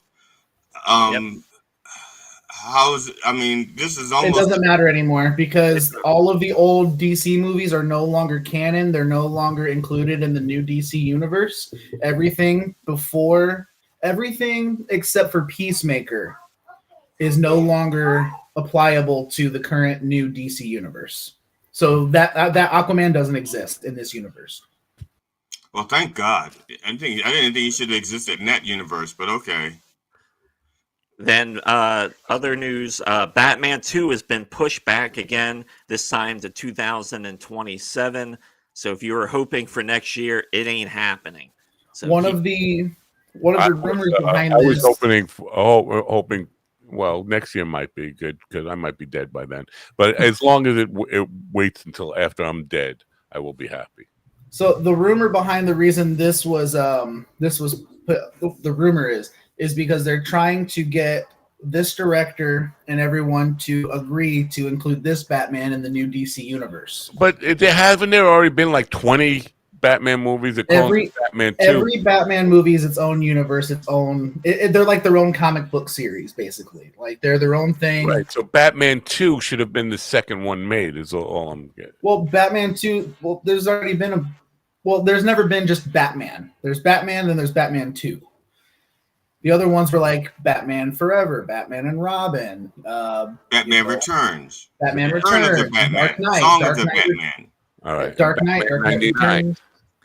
The flesh of the bats. Yeah, so that's been pushed back. And enjoy the suffering. There's Matt. Is that a minion? That's what a minion looks like. Yeah, that's not what a real minion looks like, but it's close. I'm not. I'm not good with cigars. First of all, not good with cigars. So enjoy the suffering, everybody. That's showbiz. All right, you guys will never get any referrals because of that. Our guest is here now. Brandon Barnum has been here for 11 years. I don't know. I shouldn't say no relation to PT. He might be related to PT. PT was good at getting referrals, right? I think this guy is a genius. Brandon Barnum, often referred to as the king of referrals. And he's written many books, but I know one for real estate people and one for dentists. So I'm assuming this is kind of like a cottage industry of referral books, and I'm thinking could definitely help with creatives in getting referrals because you know what, big part of getting bookings is getting referrals and all that. So he's here now. Say, ladies and gentlemen, say hello to Brandon Barnum. Good morning, Brandon. Hey, good morning, guys. Thanks for having me. Good morning. Any relation to PT? You know, I grew up being told he was my great uncle, so I was going to use that on stage and decided I better do the research before I claimed it and found out it wasn't true. But I used to ride the elephant going, hey, welcome to my circus. Part of my spirit, part of my story, but not part of my blood. All right. Thanks for being here. Do I have it correct? Is this like a cottage industry? You have more than. Let me bring up the book first of all while we're talking. But I've got the book referrals for market for real estate people, for mortgage people. Mortgage but you do it for just about every industry you can think of. Raving referrals for mortgage pros. Hey, thank you. Yeah, so the first book was Raving Referrals. Second one was for dentists. Third is Mortgage Pros. I've got one coming out next month for real estate agents, and then a whole series lined up. All right, I have a challenge though for you for creatives, comedians, musicians, actors. These people need referrals just badly, and they have no clue how to ask for it and be that's a big part of it is knowing how to ask and how to ask for referrals. What advice would you have? I'm sure it could be applied. The same advice for mortgage pros could be applied to probably anything, right? Yeah, it's a great question. I've never thought about it through that lens, but when I talk to business professionals, what I do is I teach them the art of the ask. And basically, once you got a client that's hiring you, what you want to do is you want to set the stage, listen for referral triggers, and then you want to ask at the right time. So when you set the stage, basically like before the person walks out of your office or your store, you want to say, hey, before I let you go, can I ask you a favor? I want to commit to providing 5-star service for you. So would it be okay if once I've proven myself to you that I ask you for referrals at a later date? You're basically setting the stage. You don't want to put them on the spot early on. You just want to let them know that you're committed to wowing them with great service. Everyone will agree with that. And now you go to step 2, you listen for the referral triggers, which is, wow, Matt, this is awesome, amazing. You helped me, man, you're so funny. You've helped me lose so much weight, make so much money, whatever it is that you do with your product or service. And once they say that, then you want to come back and ask at that time, which is, hey, man, I'm so glad to hear you say that. If you remember when we first started working together, I told you I was going to wow you and give you that 5-star service. So now that you've experience that, I'd love to help the people that you care about. So who do you know that's going through this that I can help right now? Well, I have a question about that, because quite a few corporations do their referrals like this. Okay, let's say you have an imaginary company. Let's say DirecTV. Imagine, just to make up a company. Yep. And you have a service call from them. You do the survey. Their survey doesn't ask you about DirecTV per se. They say, in your experience with dealing with this particular person from 1 a.m. from 1 p.m. to 1:15, how would you rate them? So that you don't go, DirecTV sucks, and if they weren't such a bad product, I wouldn't have needed this serviceman.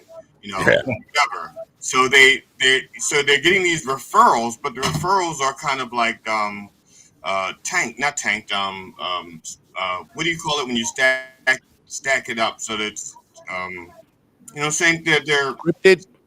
They're set up.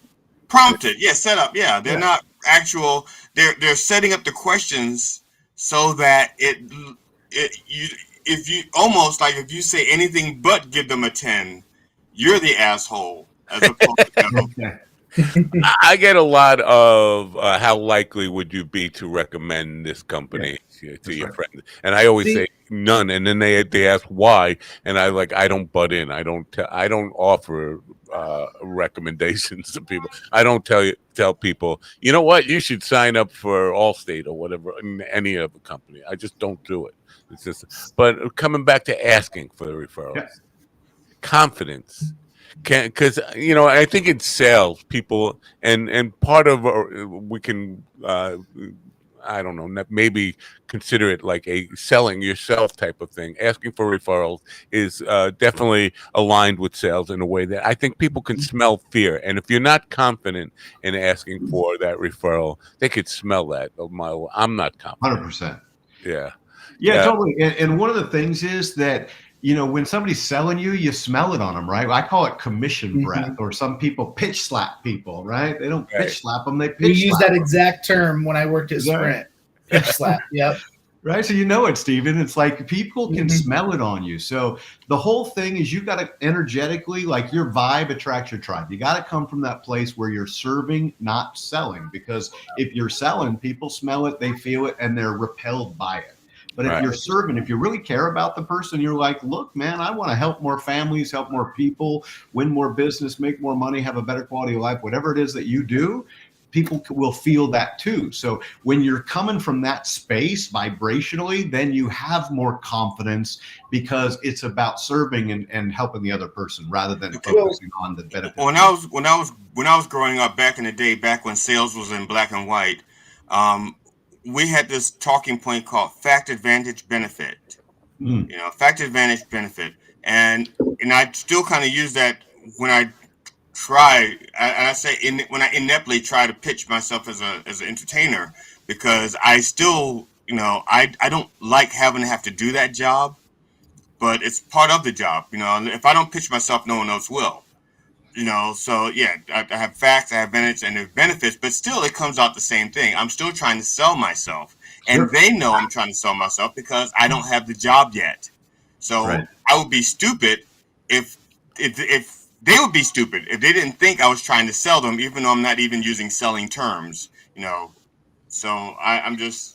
How do you even do that? Yeah, no, you're totally right. I mean, look, if we're selling ourselves, we have to be our own best advocate, because if we're not confident in our own ability, who else is going to buy us, right? Right. But the thing is that facts tell and stories sell. So really what you want to do in a situation like that is tell a story of somebody that you made a difference to, because that's what people remember. We can quote I can tell you that 84% of business to business sales start with a referral. I can tell you that referrals are 16% more profitable than somebody clicking on your ad and signing up.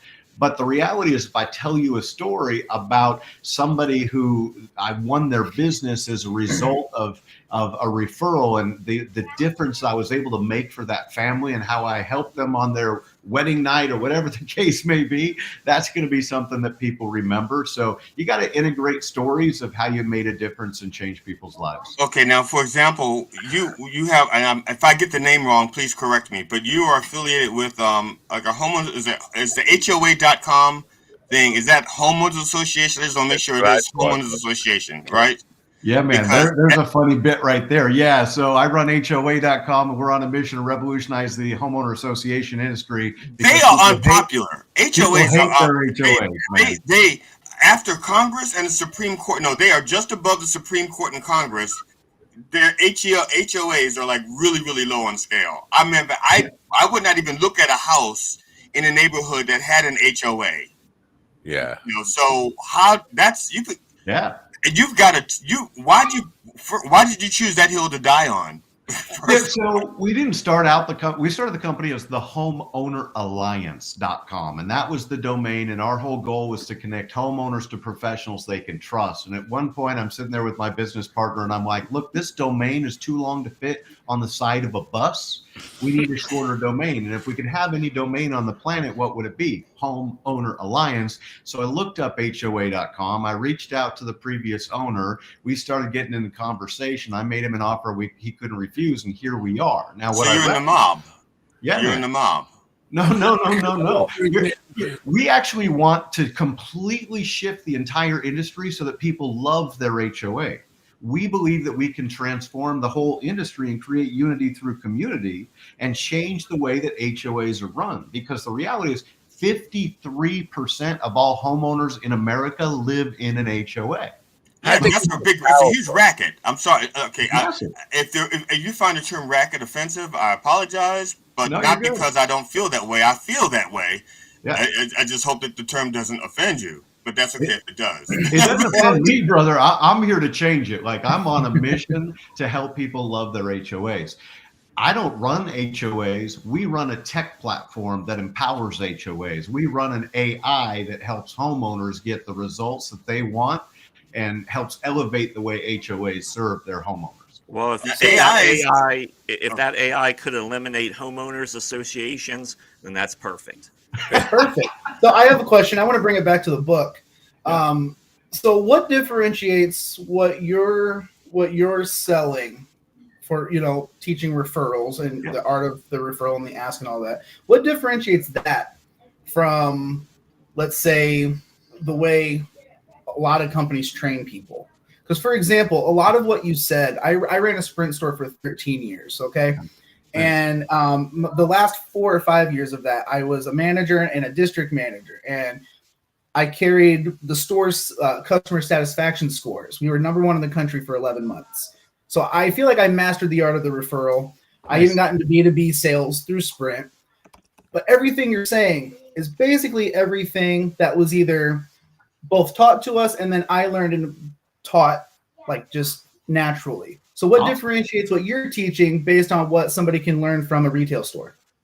Yeah, great question, Stephen. I think that the reality is that a lot of the strategies are the same. We teach the 7 laws of raving referrals, and it's very much what you probably learned going through that same class. Now, the reality is when I got my business degree in marketing, referrals were never taught once. It was never mentioned. I'm about to teach at a university here in Phoenix, and our goal is to help that go out there. Now, one thing that we teach is how to create referral partnerships, because this is something that's never taught, right? What we teach is focus on building partnerships with other businesses or professionals that are already serving your perfect prospects and build your businesses together. So if you are in a Sprint store, you're focused on either business owners or homeowners, right?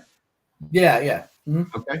So let's unpack those. If you're focused on business owners, you need to partner with other people that are out there serving businesses every day. Who is that? That's a business coach. It could be an ISP or somebody that's in digital marketing. It could be attorneys, accountants. It could be a whole host of different businesses that focus on B2B sales. Well, you want to have them carry your flag forward, right? And if they're in a consultation, if it's a business coach, for example, you want to train them to ask questions about, hey, how big of a budget line item is your cell service, and what kind of carrier, who are you using right now? Maybe they're doing an expense reduction audit in their practice to win new clients, and now you're part of the solution they bring to their clients. Make sense? No. Okay. Now, back in the 90s, when I was doing an internet radio show, back when radio was in black and white, I was like just starting out. I was doing my first year as a business, and so I thought it'd be a great idea if I partnered with a music magazine, because I specialized in unsigned artists, local musicians, local bands, unsigned bands. That's all the music I played with unsigned bands. And so I tried to partner. I partnered with one of the local music magazines who covered some of the same local band scenes. Smart. The problem is much heart and everything I put into what I did. They did not have the same dedication. So because we're both new companies, or relatively new, we didn't have a history. It just so happens that I partnered with someone that, if they had a history, would have been a bad history of partnering. But you don't know that. So how do you weed out those things when there isn't been a track record long enough for you to learn those things? Yeah, it's a great question, GD. You got to be selective and really research the people that you're partnering with, right? But you want to research them online, find out their reputation, watch them, see what their social media posts are like. Do they represent the same culture that you want to put out the message to the market? And make sure that you're truly aligned, because if you partner with the wrong people, it can hurt your reputation. Now, I'm saying now, business-wise, their business model and my business model, we had similar thoughts and similar plans. We wanted to build up the local music scene. So I focused on local unsigned bands. They focused on the music scene as well. Yep. And but the problem was an integrity issue, not a business issue. It's an integrity thing, and it's so they never lived up fully to their side of the deal. So how do you find, I was promoting their magazine and cross promoting it, referring people to their articles and stuff like that. They were not doing the same in kind. And they kept saying, well, we're working on it. That's going to be, I'm sorry, Matt. Sounds like PBM TV.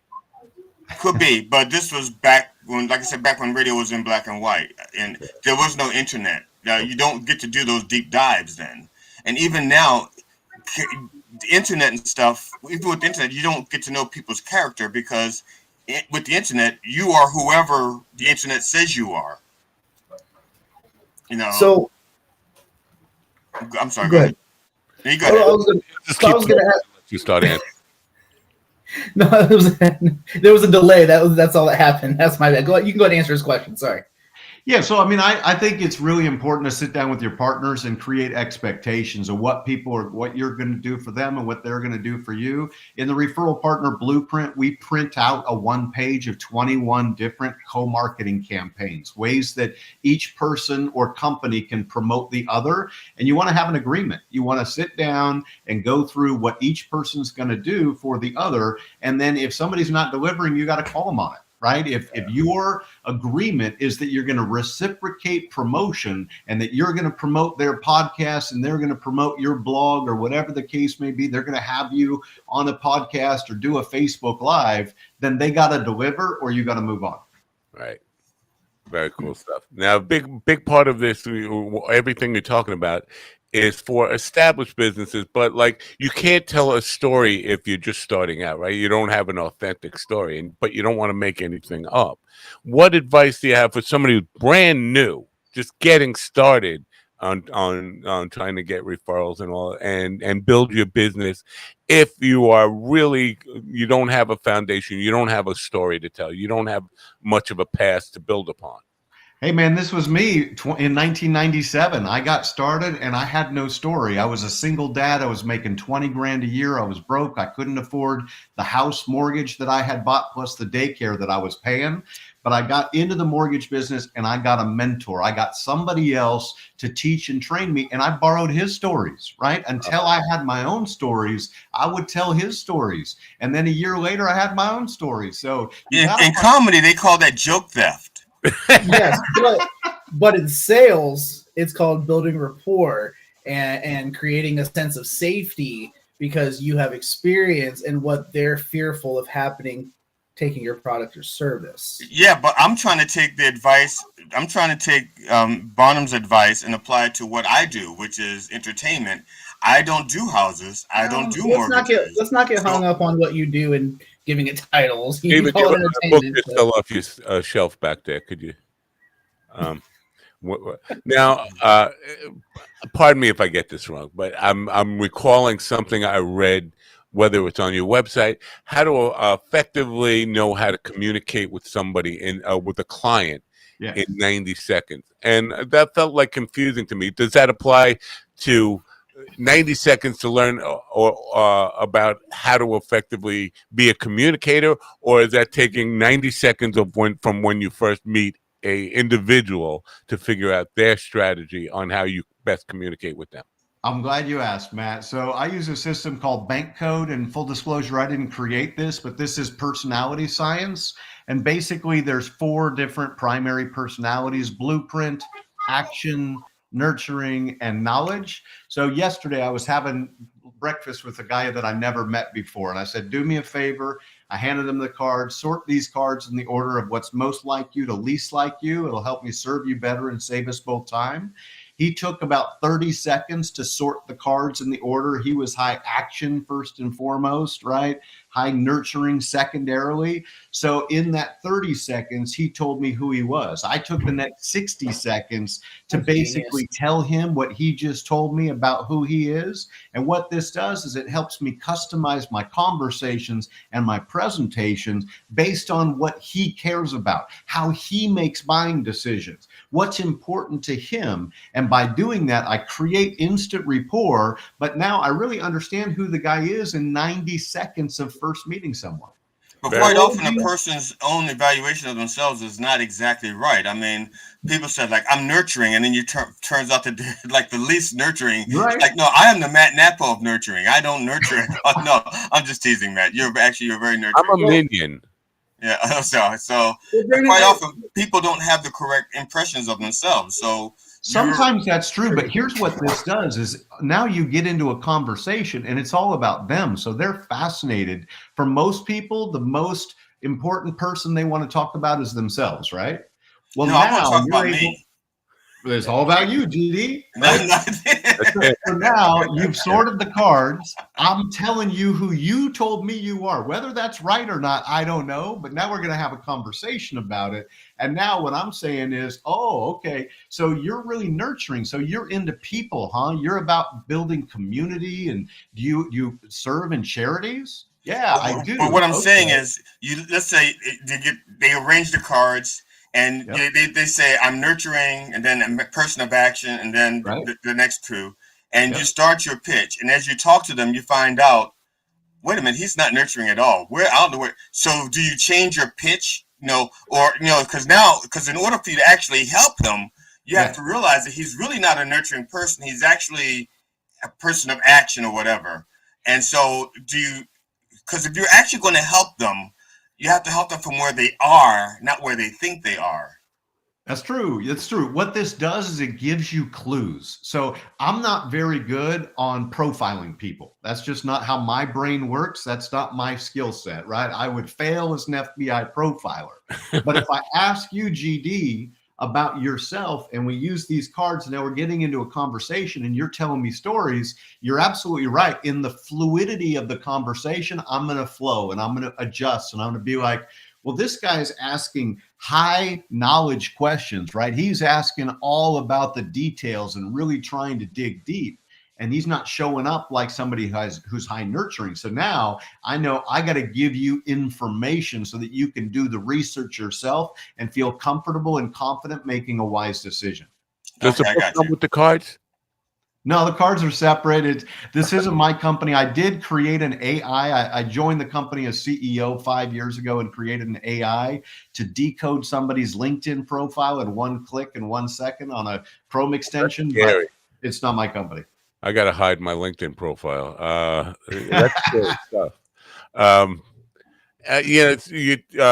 Part of this thing is, basically you got to start with leads somewhere, right? And I think there is somewhere, again, I'm just trying to recall what I read on your website about finding new leads without investing a whole lot of money and I don't know, effort. Yeah, of course, effort, but time and money into finding new leads. Can you talk to me about that, and how?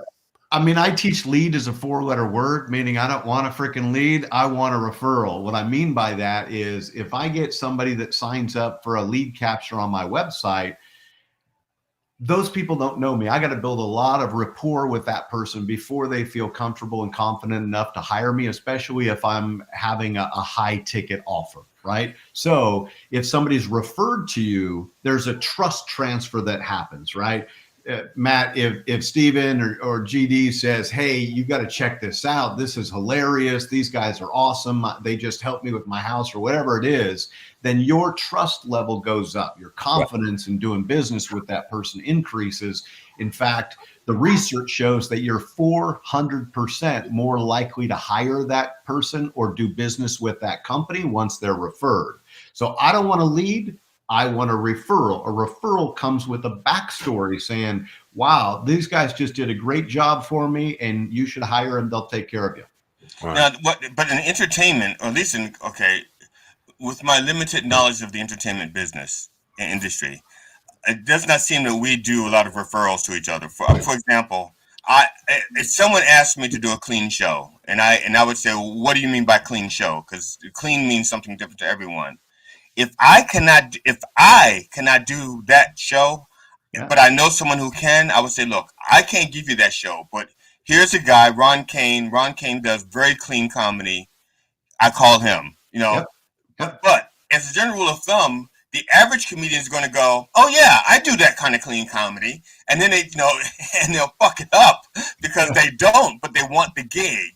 So that's the norm in our industry. There are not that many people of integrity who will say, I cannot do a clean show and refer someone else. Unless they're like really buddy with people, and then they want to get on the show, and then they all say, well, okay, you headline and I'll be your opener or something like that. Yeah, I got some buddies here that do a monthly Phoenix After Dark, and they do half stand-up, half improv, and they use referrals to fill the audience. They basically have people that have come to the show invite people to the next show. So you're right, GD, there may be some situation. Not everybody's a good referrer. Matt said it earlier. He's like, I'm not going to give you a recommendation. I don't care if you pay me. It's not happening. That's who Matt is. But you're going to find some people, again, that are high nurturing, and they are givers, man. They want to make a difference. So you got to find the people that you like doing business with, that you want to do life with. I mean, you guys are hanging out doing coffee all the time. You must like each other, or else you wouldn't spend time together. I can't stand them. I'm only here because it's part of my parole conditions. That's it. Right. It's all public service. It's a mandated public service by the court. 7 months. I am out of here. Matt, 7 months of good behavior. I am off this show. Hold on, GD. Matt, your mic audio is through the roof right now. Just FYI. Oh, really?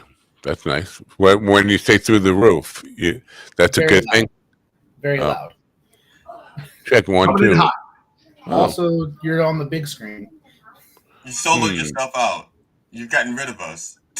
Testing 1, 2. Testing 1, 2. Better? I'm going solo. Sounds better, but now we can't see anybody. I had taken a phone call. It seemed like an important phone call, but it wasn't. And that messes with my mic. Better now? We're okay? Yeah, but now we can't see. I don't know why I'm spotlighted. I don't want to be spotlighted. Damn. Look at that. Now it's just me and you, Ron. What is going on with this? Hello? I have no idea what's going on. There you go. That's the way we lost Ron. became the Napa bunch. There we go. My God, I'm sorry about that. I apologize. Now we're going to be hearing about this on that dopey show. Now, so does Napo come with some Nepo rights? You get nepotism with your mostly nepotism, yeah. Unfortunately, so Brandon, I have a question. How much does building rapport and I guess the human interaction side of it, like, because like the cards are great. Like, I wish I would have had those, right? Right. Because what we were taught and what we had to teach was you have to profile and figure out who this person is, what they need, and like their personality. And you got to figure that out in the first, like you said, 90 seconds a minute, because that's how quick they are to determine if they're going to even work with you. Right. So how much of that plays a part in this versus the analytical or logistics side of it? I think it depends. Like with everything, there's not one answer for all situations. Right. But what I do is I carry the cards with me. Anytime I go to a business meeting, I've got the cards. And what I do is I say, hey, you want to see a magic trick? I kid you not, 100% of people I have asked that question to have said yes. Like, nobody doesn't want to see a magic trick. Nobody's going to say no, and nobody has ever said no. And then I pull out the cards and I ask them. Sorry, so I'm not a good profiler. I have to push back on this because I used to be a professional magician, and a part of when I first got divorced and was single again, part of my pitch to young women were, you want to see a magic trick, and I got no almost every single time. But I'm sorry, I didn't mean to interrupt. But when you said no, I'm batting 1,000, Matt. I'm sorry about that. You know, we said the vibe attracts your tribe. I don't know, man. Yeah, no, that was painful. No, but here's the thing, though. If some guy walks up to me looking like Groucho Marx and asks me if I want to see a magic trick, I'm gonna be like, "Fuck, who are you?" Yeah. You know, so that's probably what happened. Yeah, young girls are not like it's not the first line out of my mouth. I'm talking about meeting somebody at a business event, right? Yeah. We started getting a conversation, and within usually 60 seconds, I can weave it into the conversation. Now, I'm pretty emotionally intelligent. I've got high EQ, right? So to your point, Stephen, I spent a lot of time working on myself and understanding other people, and I can sort of be a chameleon and customize the way that I communicate based on the other person. I know some NLP. If I want to mirror them, I can, right? I feel that. If I want to be like GD, I'm going to look down and not be on camera. Right. GD. Right. Yeah. No, I totally feel that. Yeah. Because you kind of have to match the energy. You have to match the. Let me make an excuse for GD. He's trying to calibrate how well the Viagra is working right now. He's got his ruler out and he's seeing. He's knocking us out 3.5 now. Good for you, GD. Good for you. Back to you. I was just going to say, when I was growing up, my when I would try to get a hold of my dad and he's in the bathroom, he would just yell at me and say, "I'm working on myself constantly." I had to, Matt. I think we need to say goodbye to Govs, or did we already do that? We can't really say goodbye to Govs. We have no way to say goodbye to Govs anymore with this new system, so we have to work that out. And Ron, I'm glad you were really getting in touch with yourself. I just want to apologize to the people at Cisco Oil for Ron missing an opportunity to include you in that promotion. Blew up at a guy the other day because he pitched me out of nowhere, and I know you've already established that leads is a 4-letter word. It's a 5-letter word if you put the S on it. But the S stands for salt. We just throw that away. Okay. But a guy came out of nowhere and started pitching me his podcast promotion services, and I was like, you know what? You're not. It was a half-ass sales pitch, by the way. I said it's a half-ass sales pitch, but your lead qualification, it's terrible. It's awful. You didn't qualify at all. That first of all, I had an interest in this service. I had the ability to pay for this service. None of this stuff, none of that went into it. So you have to do. I know lead is a 4-letter word, but qualifying whatever you call it now, an opportunity. Isn't that part of this stuff? You don't want to just waste your time, because that will kill your confidence, that will kill your ambition, right? Just pitching to anybody and everybody without knowing that they have the ability and interest in your service, right? Yeah, huge. Part of the whole process that we teach is about creating a perfect prospect profile. In business, you need to know who's at the center of your bullseye, right? Like, you can score points all over the bullseye board, but you get the most points on triple 20, but also in that center of the bullseye, especially if you've got one that has the 100-point middle. So you got to know exactly the type of client that you're looking to attract. And then you need to communicate that to the people that you work with. And then, as you say, once you've got the lead or the referral, then you've got to pre-qualify and sort and sift and make sure that they're a good fit for you. And again, it's all about serving that client. So if they're not a good fit, refer them out as quick as you can. All right. The book looks kind of thick. I don't know if this is a picture of the book or just a drawing of an illustration of the book, but it looks like a very thick manual. Yeah, I mean, it's not that big. It's beefy, and I'll tell you, at the back of the book, there's a bunch of resources. In the mortgage book, we have a whole section for mortgage podcasters, right? Because from the mortgage industry, we have people that we partner with, and we want to promote our podcasters. We also have experts and influencers. We recommend that you partner with people that are serving the largest number of people in your market as possible. So we promote those people in our books and our book launches, because guess what? When we promote them, they promote us back. We also include a section on recommended resources, the companies that are doing the best job providing the best service. So that makes the book thicker. It goes beyond the content, and it's got resources in the back to help people win. For somebody who's totally stupid like me, explain to me how influencer marketing works, because what my impression of it is pretty girls on Instagram just mentioning your brand because they have so many followers. They are known as influencers, and if you can get them to talk about your brand. Now, the guys who are looking at pretty girls on Instagram don't necessarily care about whatever widget you're selling or whatever product or service you're selling. They're just there because they're looking at the girls. But so I don't understand. Explain to me how it should work. Well, that's a good example. I mean, that's how Ron got on OnlyFans, right? Is a pretty girl promoting her stuff on TikTok, and he's like, I got to check that out. And now he liked, and now he's subscribed, and he's a client. And but no, that's one example, and it's a good example because it's true, right? A buddy of mine does promotion for social media influencers, and so he did a promotion with Snoop Dogg and another one with Floyd Mayweather, Money Mayweather. I forget what the guy's name. Floyd Money Mayweather, whatever. You guys know who I'm talking about. He used to manage Jake Paul and manage his whole business empire.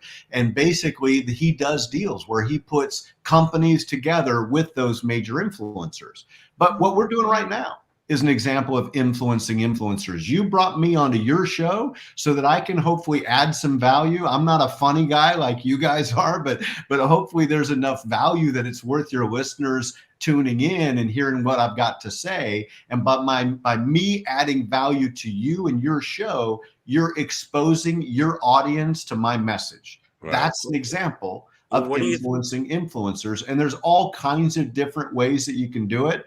Again, we teach 21 different co-marketing campaigns, but I've just did a deal. I've got a new book coming out, Raving Referrals for Real Estate Agents. And I've got a new partner that has 700,000 real estate agents on their tech platform. So they're going to help promote the book and get it out there. And that's an example of partnering with people who have influence over the market that you're serving. Very cool stuff. I got a question though. Like Instagram just said that they're actually moving away from influencers because they're finding out on their platform that influencers really aren't influencing, and they're actually moving away from the number of followers that you had to. Like if you had all these followers, Instagram is now saying it doesn't really matter at this point anymore. It's just kind of part of the process. They want you to create good content and walking away from influencers. So what do you think about like a big platform like that just walking away from influencers? Yeah, I think it's a great position to take because the message is we're going to focus on the quality of the content. That's the right message as a tech exec. That's the message that we should be making to the market. The reality is if they've got somebody that's got 100 million followers, they care what Kim K thinks. It matters who your followers are and why they're following, because the one that stands out in my mind, which I've been solicited to take part in, but I don't know exactly where my niche is in this, is Amazon influencers, where basically you're using the product and showing how it can help in whatever you do, and aligning your following, assuming your following is people in the same business or same niche as you, and this is what, and so you're actually selling a product or influencing people about the use of the product. That makes a lot. I feel like we could do that. I feel like that would be. I feel like that'd be a little easier. Well, yeah, right? It would be easier. I just especially for our show. Yeah, like because think about it, like you could be getting music supplies off of Amazon and showing them off on the show. Paint supplies. I could be getting like wheelchair supplies and shit. We could be getting like shit that we use on comedy shows and showing it off. I mean, yeah, you know, back in the day, I'm sorry to derail this whole conversation, but I had thoughts about, remember, well, like the QVC model, just doing that for musicians and having people demonstrate. And where do I even begin with this? Like reaching out to the corporations who are equipment suppliers, but guitars, amps, and all that kind of stuff, and just be a 24-hour influencing musicians on new equipment that's out there, and the proper use of it, getting pros on to demonstrate all that kind of stuff. I thought that would have been a gold mine. Couldn't get anybody to bite on it. That's got weak my sales pitches. I'm not. I bet Sweetwater would bite on that. I bet they would. I think I reached out to them. But did you? I'm not a good salesperson. The rapport part is where it fails with me. You want me to reach come in and I say, I come in with an insult about the guy's mother, and then it goes down from there.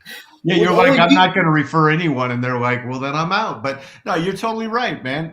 You can add value, right? You could have a section of your show where you're reviewing a product every single show that you think is going to make a difference. I mean, you think about the big podcasters out there, and they do this all the time. They call it a sponsor.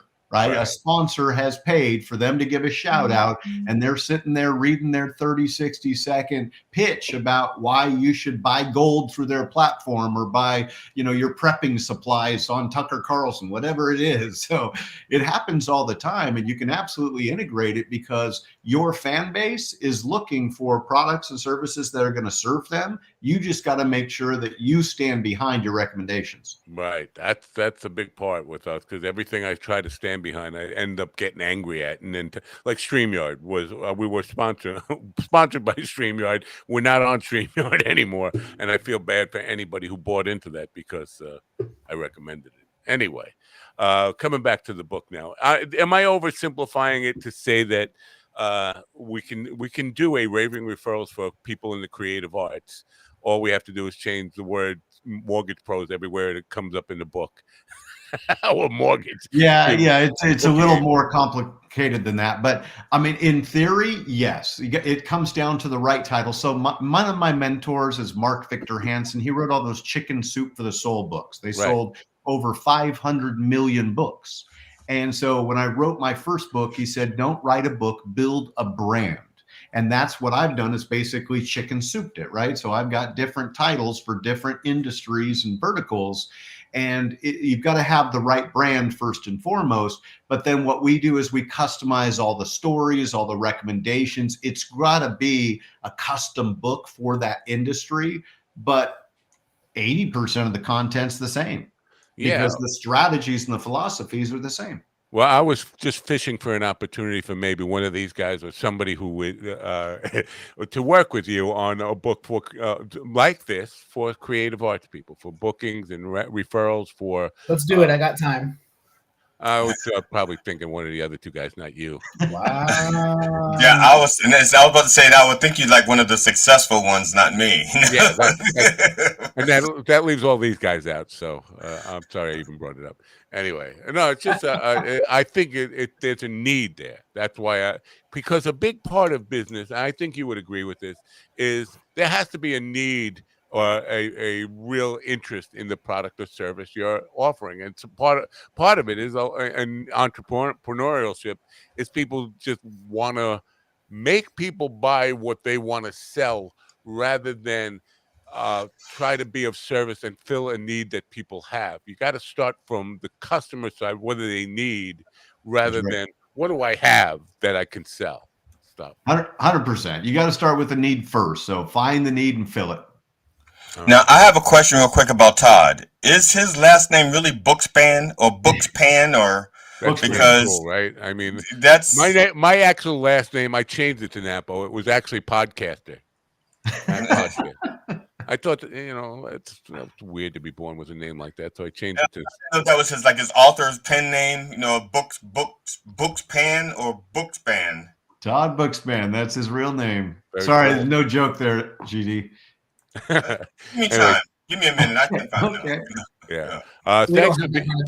We are on LinkedIn. Whenever we do like business people and people who have good advice for entrepreneurs or people, this is why we're on LinkedIn. I had a podcast reviewer saying, why are they on LinkedIn? Nobody's watching podcasts on LinkedIn. When you have valuable information like we presented today, there is an audience on LinkedIn, and I think there's plenty of stuff that I've bookmarked here to make short clips out of that can be invaluable to people. So I thank you for being part of this segment and bringing the book to our attention. And hopefully we will move some copies of the book and get some people to go to your website, ravingreferrals.com, to find out what else you have to offer. And maybe you have something already out for them. I know you have dentists, you have HOA people, you have lots of different. Do you have another one coming out or another area of referrals that you've already focused on, or? Yeah, 3 books that are in the works right now. The first one is Raving Referrals for Real Estate Agents. We launched that in late February at the RE/MAX National Sales Convention. And then we've got another for HVAC pros, heating and air conditioning, and then Christian business pros. So we've got 3 books in the works right now. Very cool. I'm just curious how dentists fits into all these things. Seem to have some tie into real estate, and then you got dentists. Well, what's interesting is if you think about the dental industry, who do dentists serve? They serve homeowners and consumers, but they target their marketing 5 miles around their dental practice to all the homeowners that live right around them. Now, I didn't set out for that to be the second book. What happened is in the first book, I said, here's the next 20 titles. If you want to be a Raving Referrals co-author, contact me. I had 20 different titles of different books that I planned to produce. And somebody reached out and they said, I want to do Raving Referrals for dentists. I said, great, my work's done. Take my book and then customize it for the dental industry. And so that's what we did. It took about 9 months to put out. And then we launched it at a big dental conference. And I have an interest in a dental consulting company, so it was a perfect fit. So I could actually get one of your books and say to you, hey, Brandon, here's the deal. I want to reshape one of your books and make it designed for unsuccessful comedians, raving reviews for unsuccessful comedians and humorists. And you go like unfunny comedians. Well, for unfunny comedians. That might be something there. Before we say goodbye, I just want to offer this advice to GD. This is what I learned today. GD, what you got to do is get yourself a mentor like Kevin Hart and then borrow one of his stories. Kevin Hart says yes to everything. Right. That's the problem with him, which is why he's not one of the people I would ever turn to for anything. Oh, no, he's very successful. I think you should. He is successful. Anyway. He is extremely successful. I admire his success. I do. I will never critique his success or his ability to achieve it. I only critique his talent. Okay. In the comedic sense, not in the business. Well, John sense. Maxwell says talent is never enough. That's a whole other thing. Anyway, I know that. I have talent. It's not enough. It's not enough. Hard work, persistence, all that kind of stuff, and good strategy.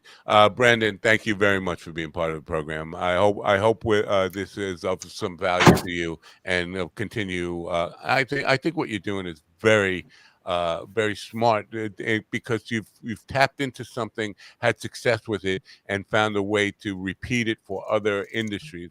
It's really what success is all about. So thank you for sharing your and Brandon, I will be reaching out to you so I can ride your coattails to success because I can't do it on my own. Have a great day. Happy New Year, Brandon. Hey, thanks for having me, guys. This was a ton of fun. I laughed. Hopefully your listeners laughed too and learned something new they can put to practice to make more money and make a difference. Yeah. Well, what they are going to find out is apparently Matt has more fun with men who have the same haircut as he does. Oh. Yeah, it's like it's almost like an instant bond. As soon as Matt sees the head, he goes like, I like this guy. He's got a great taste in barbers or whatever. I didn't even notice. TD, I'm worried about you, bro, because now it's the anti-woke culture. So all the GEI stuff is going out the door. The rest of us are all bald white men. You know, they've got you in here, and I just hope you can stay on the team. That's right. I'll shave his head. I'm not shaving. No, I'm not shaving my head. It's my religion. My religion says my hair must stay long. All right. And my religion. All right, is vanity. Samson, calm down. No, my religion is vanity. Let's go. I have to wrap this up. Brandon, thank you very much. Thanks, guys. Appreciate you having me. Bye for now. Thanks, Brandon. What happened there? We switched around. Brandon Bottom, no relation to PT, unfortunately. That would be a good thing. That's a good little conversation piece to be related to somebody. Now, did PT Barnum actually design that car that PT? What was it? The PT Prowler? Was he PT Prowler or the PT Cruiser? PT Cruiser. Was that him? Was that one of his things? Probably not. No, I think the PT stood for Plymouth. He designed W.C. Fields. Oh, okay.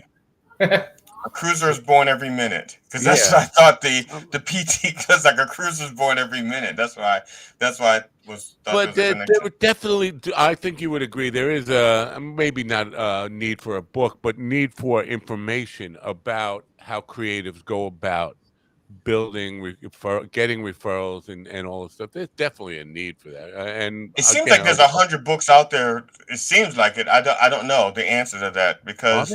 Well, I don't know books. Let's say workshops, because there are a lot of people with podcasts. I won't mention anybody by name who seem to say that they can help you that way. But I haven't seen like the fruits of any of that labor.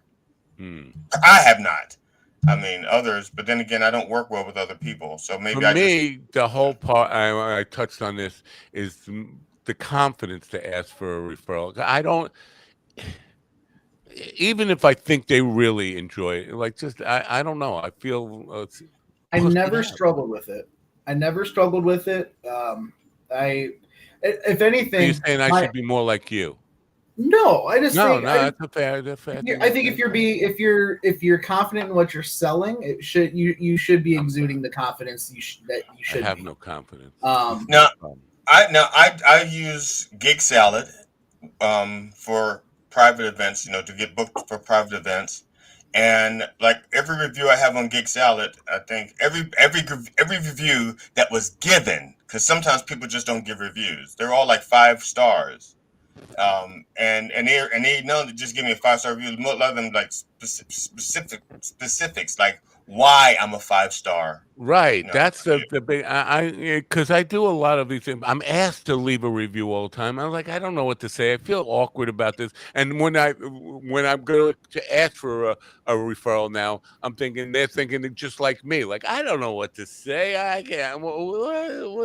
So I don't. That's where I was. The questions I was asking them came from was like when I was doing the sprint thing. They would receive a survey call, right? They called it CSAT. And I hated that because, and honestly, a lot of what he talked about in his book, a lot of people I talked to were really turned off by the over-analytical roboticism that came to the building rapport and the sales process. And that's where, we kind of took pride in making it more of a personable conversation thing, not so much, but let me figure out who you are. Like, it was just a conversation. But now one thing I did just learn, because I don't have a problem with asking, like at least for private gigs, referrals, because comedy clubs, that's totally different. You don't get referrals from a comedy club, so to speak. Not like that. Not on your site. But generally, I would say, especially if they enjoyed the show, which is like every show, they enjoy it. I'll say, I hope you will be kind enough to leave a review, on my thing. And now I'm not going to just ask them to leave a review. I'm going to guide them as to what I want them to review, like my punctuality, my professionalism, the way I designed my show to their event. I didn't just walk up with like my 20, 30 jokes or stories that have nothing to do with the event. I would just come to your shows just to wait for those suggestion cards. Well, I hate this fucking guy. Don't ever hire this motherfucker again. Those surveys that we did, we used to have to like specify, like, hey, you're gonna get, when you do get the survey call, they're gonna ask you a few questions. When they ask you about how things went in the store, if it was great, please mark it as such. When it asks about customer service, who you called, and all that shit, just make sure you can tell the difference. And that part where I called your mother a skank whore, see if you can forget about that while you're writing out the review. I only got in trouble one time at work for an inappropriate joke. That was it. You shouldn't have said nigger. We knew that guy. I didn't. Oh my god, dude! I lived in South Bend. If I said that, Ron wants to bash our guest. Go ahead, Ron. Yeah, well, I mean, you could tell that guy was anti-American from the start. I mean, siding with homeowners, administrations. Come on, go fuck yourself, you Nazis. I think it's a association, not administration. It doesn't. It's alliance. They changed the homeowners alliance. Yeah, that's their thing. I have to say, here in Shorridge Hills, they are kind of like Gestapo. They are. They're like Gestapo everywhere. So much power. I don't know of a place that's not like a Gestapo. It's not. I don't know of a place. There was a I'm almost positive of this. What's his name? John Oliver. I'm almost positive he did a bit on homeowners association on his Last Week Tonight show. Yeah, and it's hilarious, but it was so freaking informative. Well, almost all of his bits, he does like these 20-minute bits on topics, and they're like so well researched and usually funny, but the information itself is worth it. Even if you forget. I've had visits from homeowners association. People come here and say, there's 3 cars in your driveway. Who's living here? Are you renting out to tenants without asking permission of the homeowner? I'm like, it's my kid's car. They're here.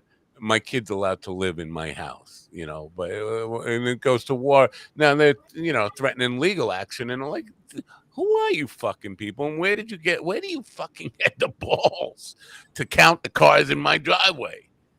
I don't know. I don't like them. I'm with Ron. It is kind of anti-American. And how we got to this place? Because I grew up in a place where people bought houses. There was no fucking ruling neighborhood body who can come by and give you shit. And no, that was the neighbor's job. The neighbors got together and they said, "Hey, nobody, people minded their own business." I hate. Well, I'm just saying. I'm just saying. Like, for example, if there was like a dead body smell coming out of your house, right? They didn't call the the neighbors. No, they wouldn't even bother. They just shut up and mind their own business. That's what I'm saying, because they know it could be them next. The only people that like HOAs are the people that run them. Right. That's it. Right. Yeah. So I think we're in agreement here. Fuck the HOAs. Oh yeah. Right. I don't know if I'd fuck an HOA. You gotta. I hear you. It's in the name. Ho, right there. It's in the name. I heard the crack of dawn is not safe around you. That's what I heard. Oh well. That's neither here nor there. All right. I have a show. Did I mention I have a show? I got to get to a show. Oh, nice. Yeah. But you didn't say whether or not the audience actually wanted you at the show. You just said that you. I'm just saying, be nice if they had a vote. Hopefully it will be a wonderful show today. I generally have a good response from this room. It's an active room, even though mostly older people, but it's not like. It's a rehabilitation center, so it's not a nursing home. So there are people there in their 30s and 40s, up to people in their 80s. But it's a big room, and they're very active, singing along, clapping along. Some of them try to dance and fall down, and then they have to call the aides in to pick them up off the floor. But it's a fun thing. Anyway, I have to go. I have to go do that. So it's a good place to end this thing. There's one more terrible show this week, tomorrow, and then we'll try to figure out if there's a new platform for us. This didn't go terribly today with the technical. There's just a couple of weird things going on.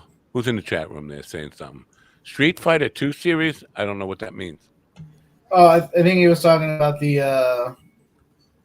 Well, I don't know. I don't remember. So the chat room shows everything but Facebook and LinkedIn. That's what it's saying. Well, that's a lot. I only see YouTube. Yeah, we're not seeing Rumble. We're not. Of course, we don't see Instagram. There are people on Instagram. Mary Bourne is on Instagram now. Remember that guy Anthony? It's Anthony. Yeah, the self-improvement guy. The self-help guy. Yeah, I thought he was going to be like a regular addition to the show, but maybe something you said offended him, and he doesn't want to be part of the show anymore. But didn't you have Mary Bourne on? Big timing us. He could be big timing Mary Bourne on Way Past Funny, or no? Mary Bourne was on Way Past Funny because she at one point I was under the impression that she wanted to do what she does for Anthony with other comedians. Like for you. So, huh? For you. You were under the No. I'm way too dirty. Steven and Ron, back me up here. For you. No, I'm way too dirty for her. I'm way too dirty for her. Ron, can you verify any of that? Nope. I didn't think so. Well, I got it. Look, I got it on recorded. I got it recorded. I never. No. Once again, she offered. She actually offered to do for me what she does for Anthony, and I told her, because I know she's like a very. I told her I know that she's like a very. She said, I'm a married man, and she's a very. And anytime I get head on the side, it's like she's a very Christian woman, very Christian, and so as a result, I told her that I really do not think you want to have your name attached to what I do. No. And I gave her some samples, and then she agreed. Well, most Christian women want to be made to scream, "Oh God!" So that's all you got to do.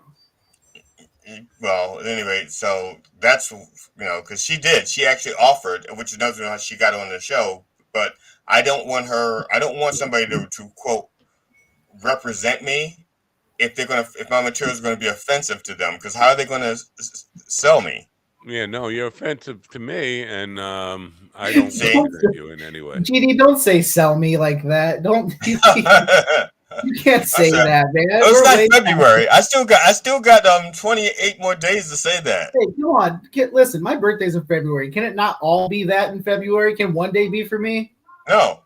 I'm a DEI hire too, All right. I gotta go. Can you turn on your radio for me? Turn on your radios. Bye for now.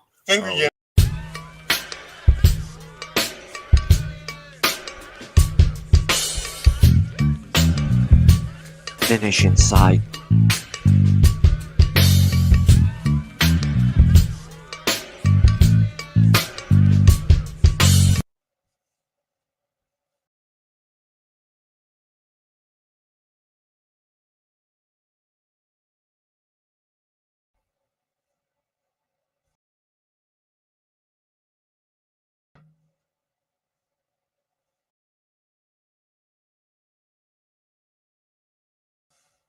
You pushed a wrong button there. I didn't touch any buttons. Of course you did. Yeah, that's how you came just jumping in and turned off the automatic ending of the show.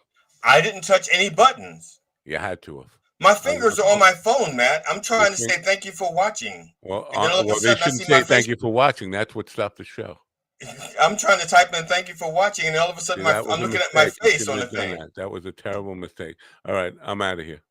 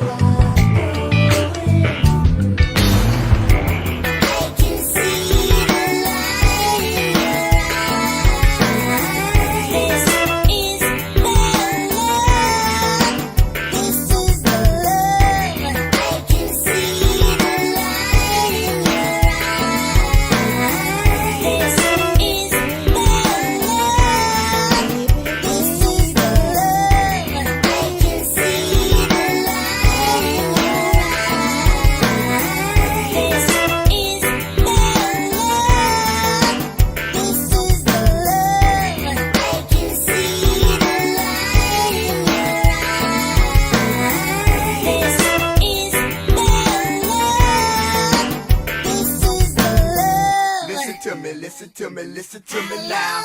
Listen to me, listen to me, listen to me now. Listen to me, listen to me, listen to me now. Listen to me, listen to me, listen to me.